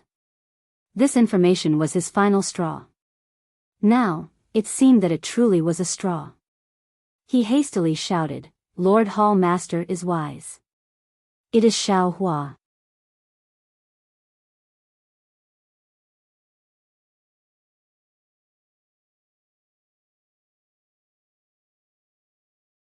Chapter 36-32. Hearing Daoist Master Hua to be so certain, Kong Hongwu looked at him with interest, indifferently asking, "How do you know?" Daoist Master Hua was delighted in his heart, hastily recounting Xiao Hua's actions in detail. Finally, he added, "This one heard that General Shengguan was killed, and Xiao Hua just happened to be nearby. This guy is most adept at hiding his cultivation. This must be his doing. Linghu, what do you think?" Kong Hongwu seemed to have thought of something, unexpectedly smiling as he asked Linghu Pairan. Linghu Pairan glanced at Daoist Master Hua, bowing to Kong Hongwu. "This one is more interested in Xiao Hua, however, it seems that there is already no meaning now. This one will personally kill him. Use his head as a sacrifice to General Shengguan. This one is also willing to atone for his crimes and assist General Linghu in killing Xiao Hua, to avenge General Shengguan. Daoist Master Huode immediately seized the opportunity, bowing as he spoke. Atone for your crimes? Kong Hongwu coldly looked at Daoist Master Huode, not knowing what he was thinking. Just at this moment, the Linghu Pyron to the side suddenly interjected, Lord Hall Master, although Star General Huode was momentarily bewitched by the treasure, seeing as he has done many things for my Star Lord Hall over the years, even if there is no merit, there is hard work. Furthermore, he entered the Jade Pavilion gathering, and by a freak combination of factors, he brought such important news to my Star Lord Hall. In this one's opinion, it would be better to let him go kill Xiao Hua, to atone for his crimes. Good. Kong Hongwu slightly nodded, saying, Jin Yuda, if you can kill Xiao Hua, this old man will withdraw this order. You will still be my Star Lord Hall's Star General. Furthermore, if you can reach a higher level of enlightenment and refine your fire Qi Chaoyuan to the realm of 5th rank origin energy, the position of Well-Wood Dragon is not necessarily yours. Many, many thanks, Lord Hall Master. Daoist Master Huode was overjoyed, hastily bowing in salute. This one will not disappoint Lord Hall Master. Go, this one awaits your good news. Kong Hongwu waved his hand and said. Yes, Lord Hall Master. Daoist Master Huode rose, and Linghu Pyron earnestly said, Star General Huode, this is your last chance. You must seize it. Once you leave the tent, there will be soldiers to escort Star General back. Thank you for your mercy, sir. I will repay you in the future. Huode Daoist cupped his hands towards Linghu Pyron and turned to leave the tent. Before the soldiers came to lead him, Huode Daoist saw that the adjunct who had just walked out of the tent had landed on a flying boat. In his hand was the head of an immortal general. From the looks of it, it was not Zhou Hong. When the adjunct's gaze swept over Huode Daoist actually felt a slight chill on his neck. Inside the large tent, Kong Hongwu saw Daoist Huode leave. He looked at Linghu Pyron with a smile and asked, Linghu, I didn't expect that Xiao Hua to be so powerful. Even Daoist Huode isn't his match. It seems that I'm going to lose the bet with you earlier.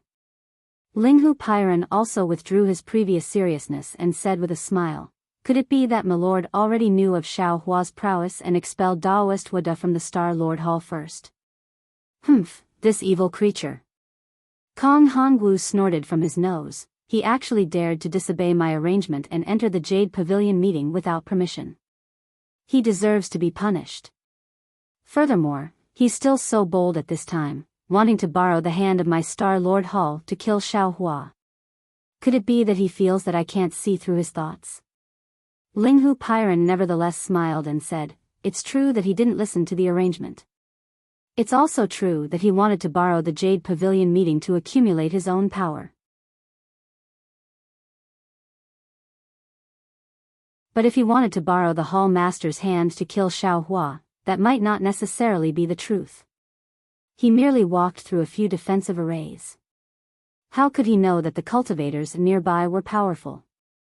According to his thinking, the only one who could kill Shengguan Yiran could only be Xiao Hua. He was forced into a corner by Xiao Hua and used the Star General Command Plate bestowed by the Hall Master to break free of the defensive array. Hearing that Shengguan Yiran was killed, he naturally wanted to claim credit. Of course, he must also be nervous in his heart, afraid of being punished by the Hall Master. You don't know how bold he is.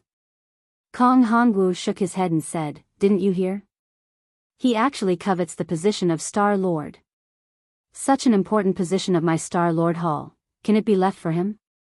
A single Jade Pavilion meeting will undoubtedly reveal the greed of Dao sect cultivators. Those with low cultivations want to obtain spirit herbs from the Jade Pavilion meeting. Those with suitable cultivations want to obtain the lot of the state preceptor. Those with high cultivations want to accumulate their own power and obtain strange treasures. They are fully aware that the Jade Pavilion meeting is controlled by my Star Lord Hall and that there is only a slim chance of survival. But for their greed, they did not hesitate to swallow the bait.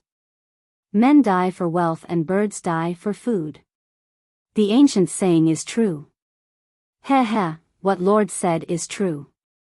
But if Huoda wants to become a Star Lord, he must first think of escaping from Xiao Hua's hands.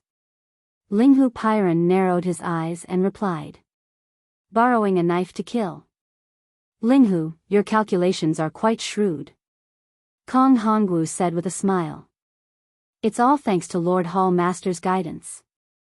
Linghu Pairan said with a smile, fighting with Dao sect cultivators is not about strength, but about methods. It's endless fun. Are you not interested in this Xiao Hua?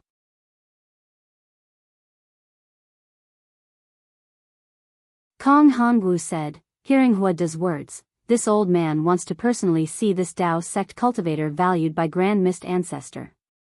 Grand Mist Ancestor? Linghu Pairan raised his eyebrows and said indifferently, since we can't accept him as a star general, we can't let him leave the Jade Pavilion Mountain. This general is naturally very interested in him. Ha ha ha, if you want to make a move, you have to wait until Xiao Hua escapes from Huoda's hands alive. Kong Hongwu laughed. Unfortunately, this sun, moon, and star 3 arrays can't compare to my Star Lord Hall's previous Imperial array. It's difficult to see the situation everywhere. Otherwise, this old man really wants to see the liveliness inside now. Although Xiao Hua is powerful, he can't be considered outstanding. Hearing Tail Fire Tiger Ouyang Jingran's message, as soon as the star array came out, she had an extremely powerful person gather over 100 Dao sect cultivators and kill many dissatisfied cultivators to obtain 70% of the treasures.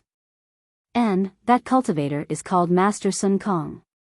He's a proud and arrogant person. Kong Hongwu naturally knew. He nodded and said, presumably, you also know this person. Dao sect cultivators often use the titles Child and Daoist Master. He disdains them and calls himself Master. His arrogance can be seen. So, Ouyang wants to subdue him and make him a star general. Impossible. Kong Hongwu shook his head. Previously, this old man also sent people over. This bastard simply didn't buy it. Star Sunhorse Taisher Zhanran also has a Zhang Daoran. Now, he also stands out. Linghu Pairan said again. Kong Hongwu shook his head again. Although this Zhang Daoran didn't establish a country and is considered a Dao sect disciple indifferent to fame and fortune, he is extremely famous in Jingzhou. Long before this old man recruited Huoda, I personally visited him. Unfortunately, I didn't meet him. This time, he can come to the Jade Pavilion gathering. I'm afraid, it's related to that green nether dragon saliva. This kind of thing that even Huoda doesn't listen to orders is absolutely tempting in the eyes of other Dao sect disciples. Hall Master is right. According to Taisher, that Zhang Daoran was recognized by Jingzhou's Dao sect disciples and was elected as their leader. Even if he wanted to decline, he couldn't. If nothing unexpected happens, he will ultimately run into Master Sun Kong. No, he should run into Star Plucking Child first. Kong Hongwu smiled. Star Plucking Child? That Yongzhou's Dao sect genius known to be the closest to out-of-body formation? Hearing Star Plucking Child's name, even Linghu Pairan's expression changed. He unexpectedly also came to the Jade Pavilion gathering? Not bad. Kong Hongwu sighed. This old man is Star Lord Hall's Hall Master. Unexpectedly, I didn't even know that Star Plucking Child sneaked into Jade Mountain. This is truly a dereliction of duty. This isn't strange. Dao sect magic is strange of every description, far surpassing what we Confucian sect cultivators learn. Linghu Pairan smiled. Unfortunately, Dao sect magic inverts the cart before the horse. They only seek power but do not know their roots. They are far from the vast and majestic chi of our Confucian sect cultivators. Although Star Plucking Child is known to be a rare genius, compared to Hall Master, he is still far inferior. Don't compare this old man with those little dolls. Kong Hongwu didn't get angry and smiled. This old man is going. If you want to deal with Xiao Hua, you must be careful. If he can kill Shengguan, he can also kill you. You can't be careless. Many thanks for Hall Master's reminder. This general will be careful. Linghu Pairan bowed. Jing Mubao and the other soldiers are unconvinced in their hearts.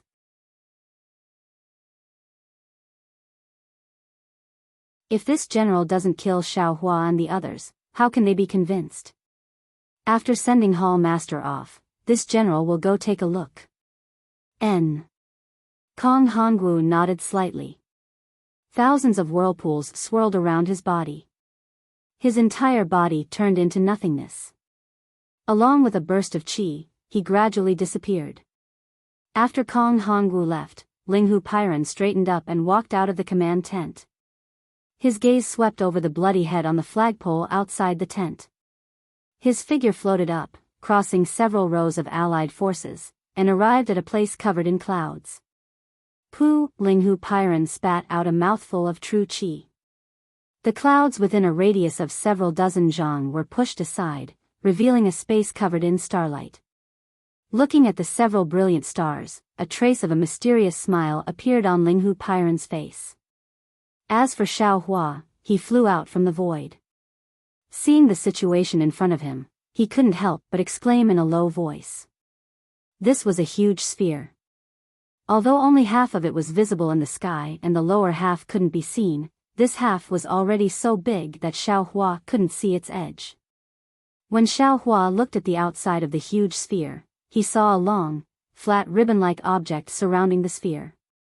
The ribbon looked fixed, but upon closer inspection, it was slowly rotating. When Xiao Hua realized that his divine sense was not restricted in this place, he activated his divine sense again. He discovered that the ribbon was actually made up of huge rocks. If the huge rocks were on flat ground, they would be as big as a mountain. Xiao Hua's divine sense was not restricted in this place, but when he activated his divine sense again, he discovered that the ribbon was actually made up of huge rocks. If those huge rocks were on flat ground, they would be as big as a mountain. Although this magnificent scene was astonishing, it wasn't enough to make Xiao Hua exclaim in a low voice.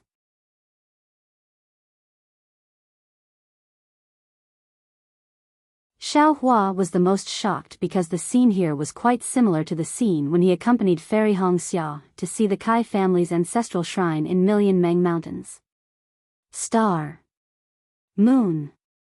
Starry sky. Could it be that there's a big secret hidden in it? Seeing the starry sky, Xiao Hua couldn't help but be surprised.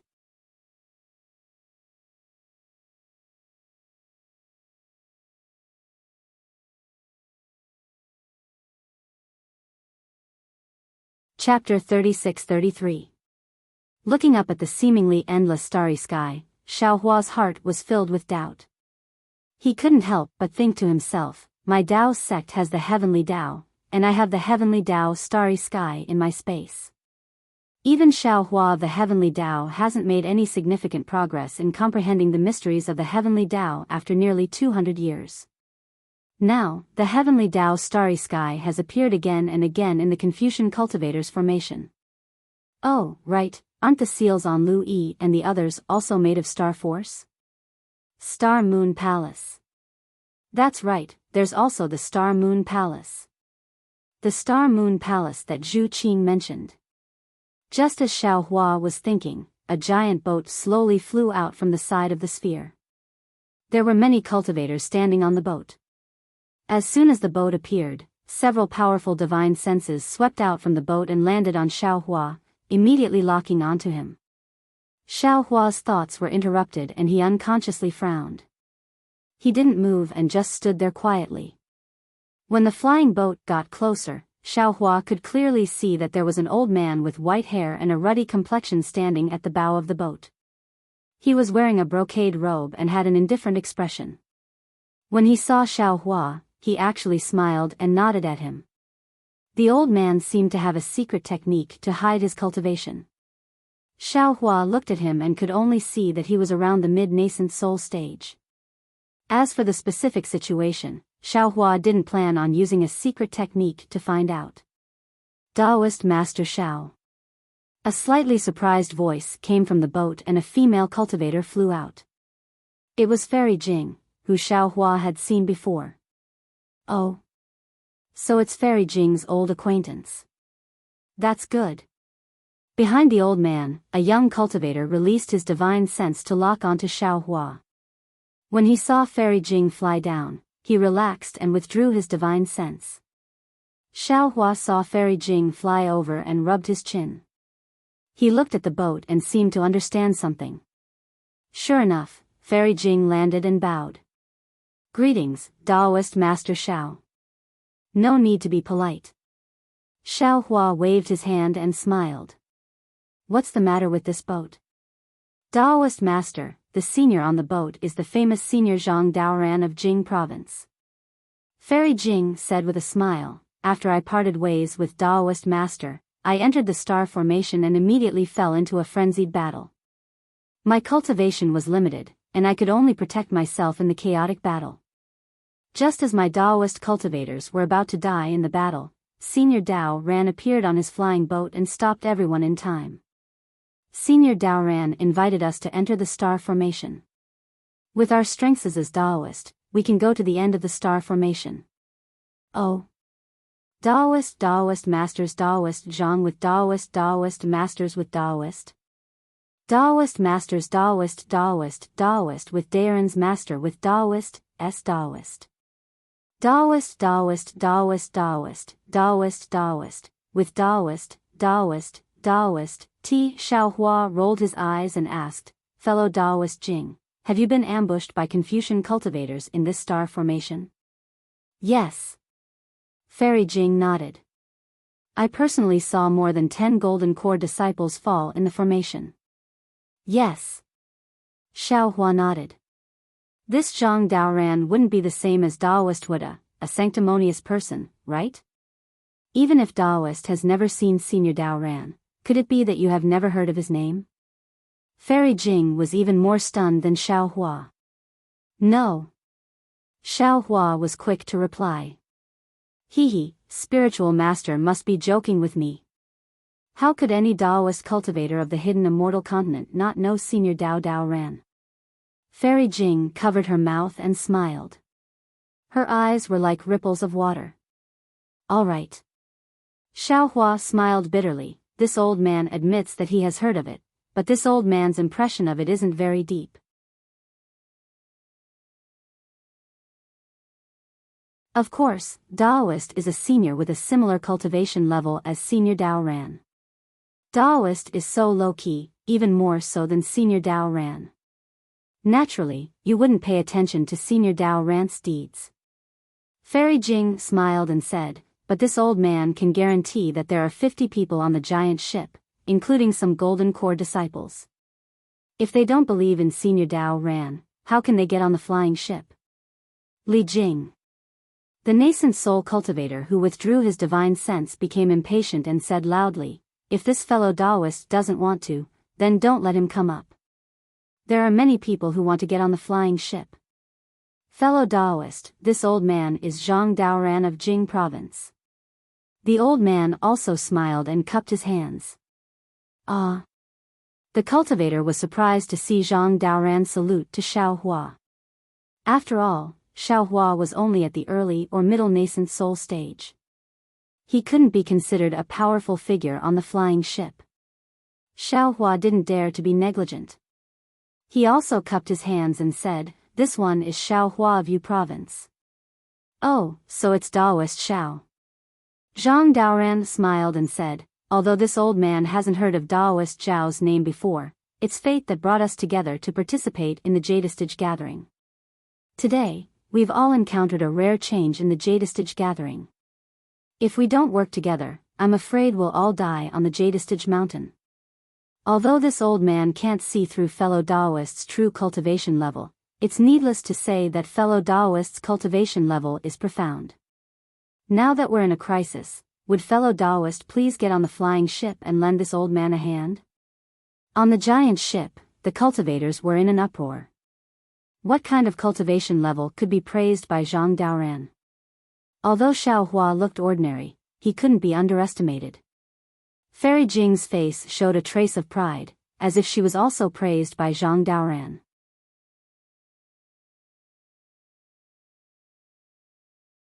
Xiao Hua pondered for a moment, then raised his voice and said, "Fellow Daoist Zhang, this Xiao isn't being pretentious. This Xiao wants to get on the flying ship, but this Xiao has the blood of Star Lord Hall's immortal soldiers and immortal generals. This Xiao is afraid that if this Xiao gets on the flying ship, Kacha." Without waiting for Xiao Hua to finish speaking, on the other side of the giant sphere, several thunderbolts appeared out of thin air, flashing into an oval several dozen feet in size in the void. Boom!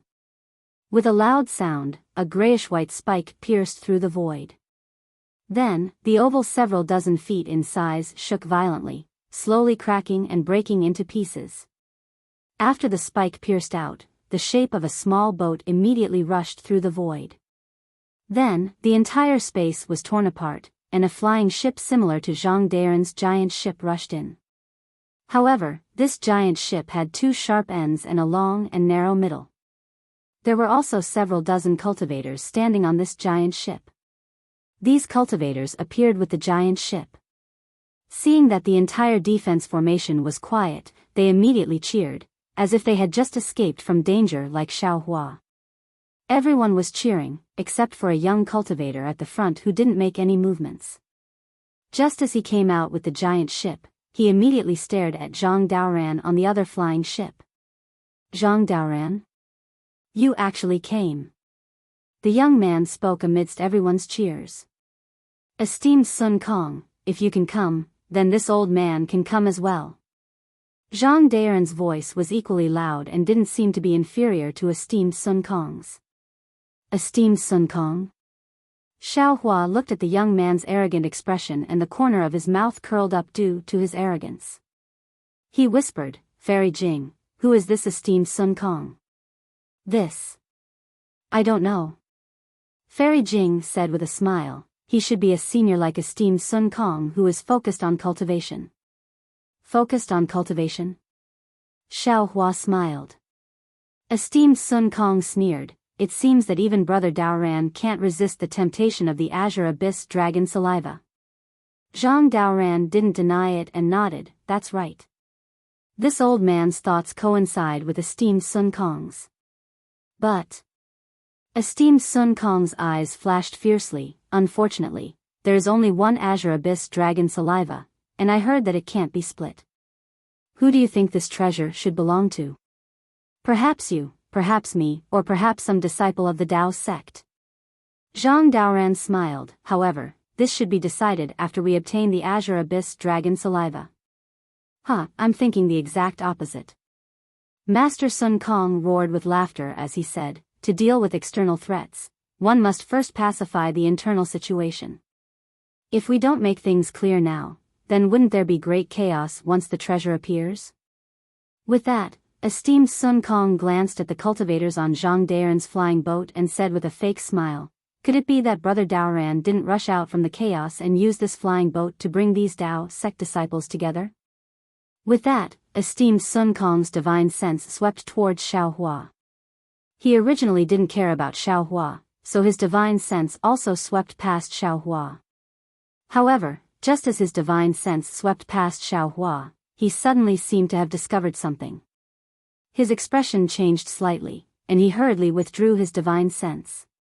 He looked at Xiao Hua, who was quietly standing to the side, and seemed to have thought of something. "Good. How could Zhang Daoran be afraid of esteemed Sun Kong?" He nodded, "Fellow Daoist Sun Kong is right. Now that we have just escaped from the chaos, you should give me a rule. As long as it's fair, this old man will comply." However, esteemed Sun Kong's words were somewhat thought-provoking. He smiled and said, "This old man carefully thinks about it."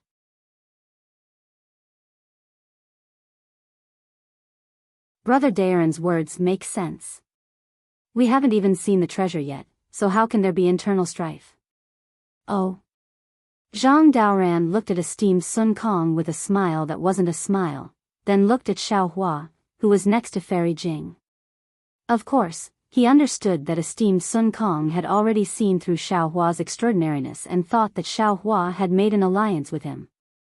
However, he didn't point it out and said, "In that case, Brother Sun Kong, this old man will introduce you to Taoist Master Xiao Hua of the Yu Province." Xiao Hua? Esteemed Sun Kong frowned and his eyes turned slightly. He seemed to be in a meeting, but after a short moment, he gave up. This name was indeed unfamiliar. He had never heard of it. Taoist Master Zhao's name is also unfamiliar to this old man. Esteemed Sun Kong asked bluntly, "May I know which country Taoist Master cultivates in?" When Zhang Daoran heard esteemed Sun Kong's address of Xiao Hua, he couldn't help but smile. Esteemed Sun Kong calling Xiao Hua Taoist Master meant that he treated Xiao Hua as an equal. This was truly rare for the usually unruly esteemed Sun Kong.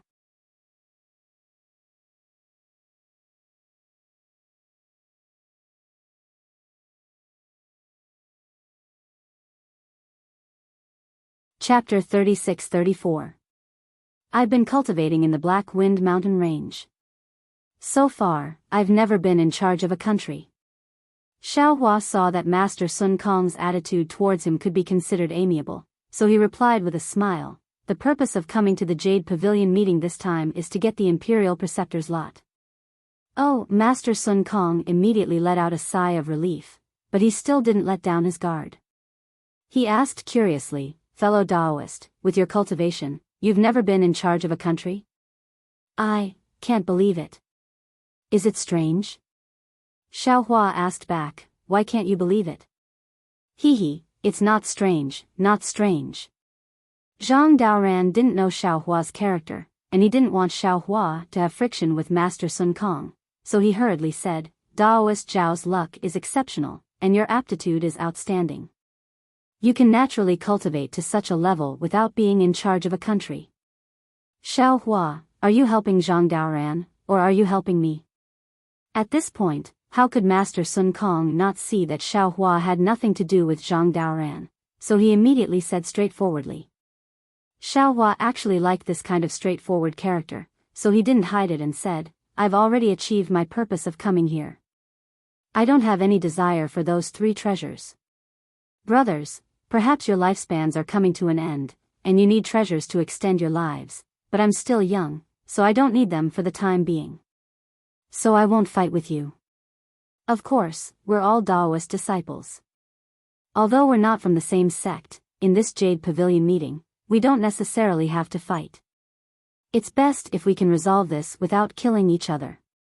This way, we won't let Star Lord Palace see us as a joke." "Hee, Taoist Xiao said it so easily.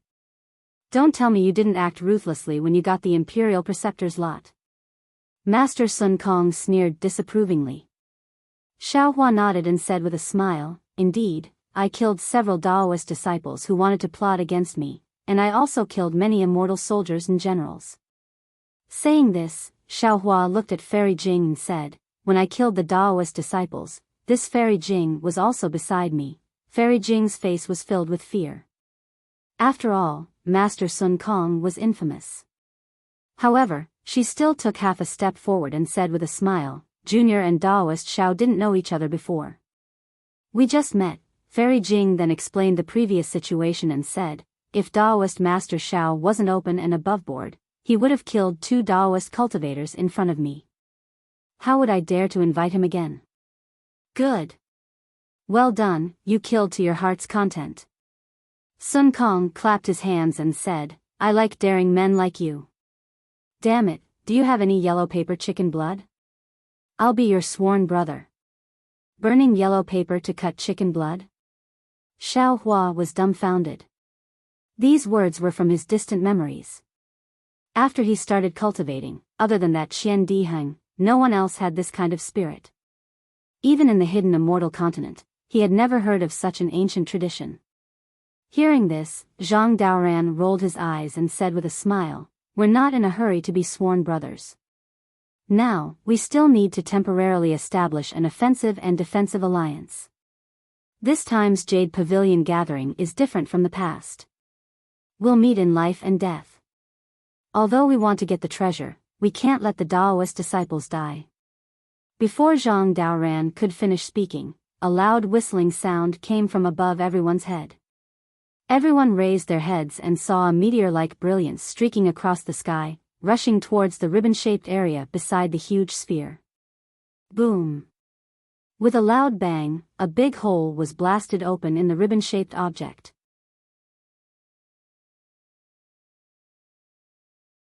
The brilliance also stopped in the midst of the fire, and inside it was a jade box that was about a foot long. Quick, don't let others snatch it. On Zhang Daoran's huge boat, several people clamored. Immediately, 3 people couldn't hold back and flew toward the jade box in the distance. Zhang Daoran's face immediately became embarrassed. Humph.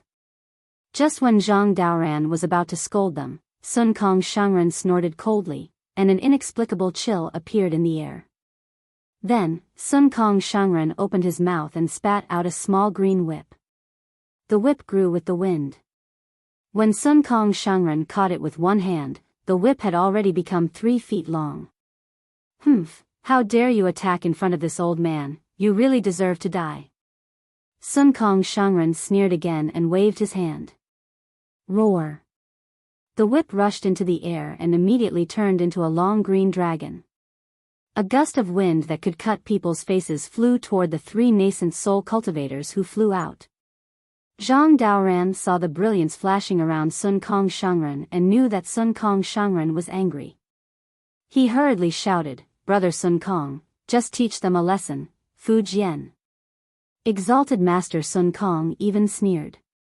As he spoke, his figure flew up with a bang, and with a flick of his Daoist robe, an azure green brilliance suddenly appeared and transformed into 100 feet in size that grabbed towards the 5 cultivators out of thin air. You! Zhang Daoran's expression changed slightly when he saw Master Sun Kong become even more aggressive. His Daoist robe rippled, and it seemed like he was about to make a move. However, just at this moment, a faint voice echoed in his ears, "Brother Daoran, don't be anxious. Let's see how Brother Sun Kong deals with this." Zhang Daoran let out a cold snort and withdrew his magic power. What can this old ghost do? Sure enough, when the dragon whip fell, 2 of the cultivators were shocked and used their magic treasures to block. However, when the whip fell, 2 shadows appeared and pounced on the 2 of them.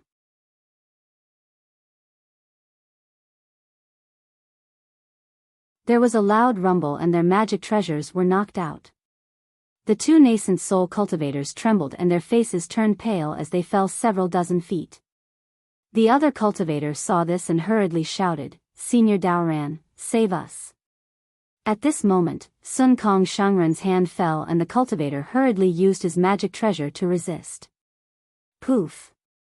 Unfortunately, his magic treasure couldn't withstand Sun Kong Shangren's hand and was crushed. When the hand exploded, the cultivator was also heavily injured and stopped in the air. Zhang Daoran heard the cultivator's cry for help and hurriedly shouted, "Master, please forgive us." With that, Zhang Daoran glanced at Xiao Hua. If it wasn't for Xiao Hua, he would have already attacked. He was quite apprehensive of Xiao Hua. Xiao Hua smiled. After all, he didn't care too much about his face. Although these 3 cultivators were on Zhang Daoran's boat, they didn't wait for Zhang Daoran's order to snatch the jade box. They clearly didn't put Zhang Daoran's order in their eyes. At this moment, Sun Kong Shangren was teaching the 3 of them a lesson. Although it somewhat brushed away Zhang Daoran's face, Xiao Hua felt that Sun Kong Shangren did the right thing.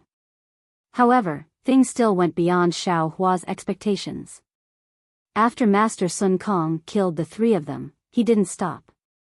A ruthless expression appeared on his face, and then he made a grabbing motion.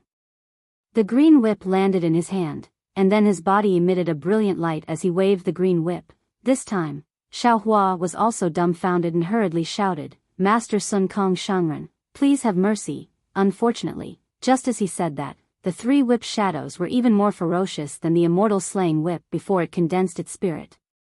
They turned into almost solid flying dragons and rushed into the 3 cultivators' chests.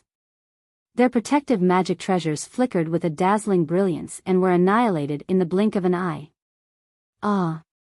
3 miserable screams resounded. 3 nascent souls less than 2 feet long flashed above the 3 cultivators' heads. Extreme hatred flashed in the eyes of those nascent souls. Boom! Just as the nascent souls were born, strands of purple awe-inspiring chi appeared within a few feet of the void.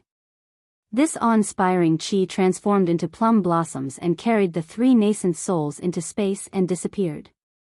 Following the disappearance of the 3 nascent souls, the scene was silent for a moment. No one dared to say a word. Xiaohua looked at Zhang Daren's unsightly face and smiled bitterly. He finally understood the meaning of Zhang Daren's previous words. When Master Sun Kong Shangren made a move, sure enough, nothing good would come out of it. You actually dared to snatch things in front of me, you're really tired of living.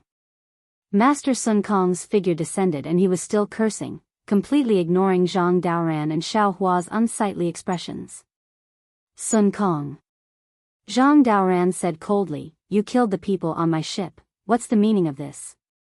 Even if they were in the wrong, under my protection, you shouldn't have made a move, right? Old man Daoran, you're XINCI. Master Sun Kong disapproved. They didn't put you in their eyes at all. You're just a good guy who's stupid. If you're not convinced, hee. Brother Daoran. Xiaohua saw that the 2 people were starting to get angry, and the corners of his mouth curled up. This Xiao will also offend you. Oh. Zhang Daoran was stunned and looked at Xiaohua with some confusion. Xiaohua patted the top of his head, and a golden hand that was dozens of feet in size rushed out, grabbing towards Zhang Daren's giant ship. The texture on this hand was clear, and there were runes flowing on it. It was no different from a real hand. Hee. Master Sun Kong laughed, and there was praise in his eyes. Zhang Daoran bit his lips, seeming to have come to a realization.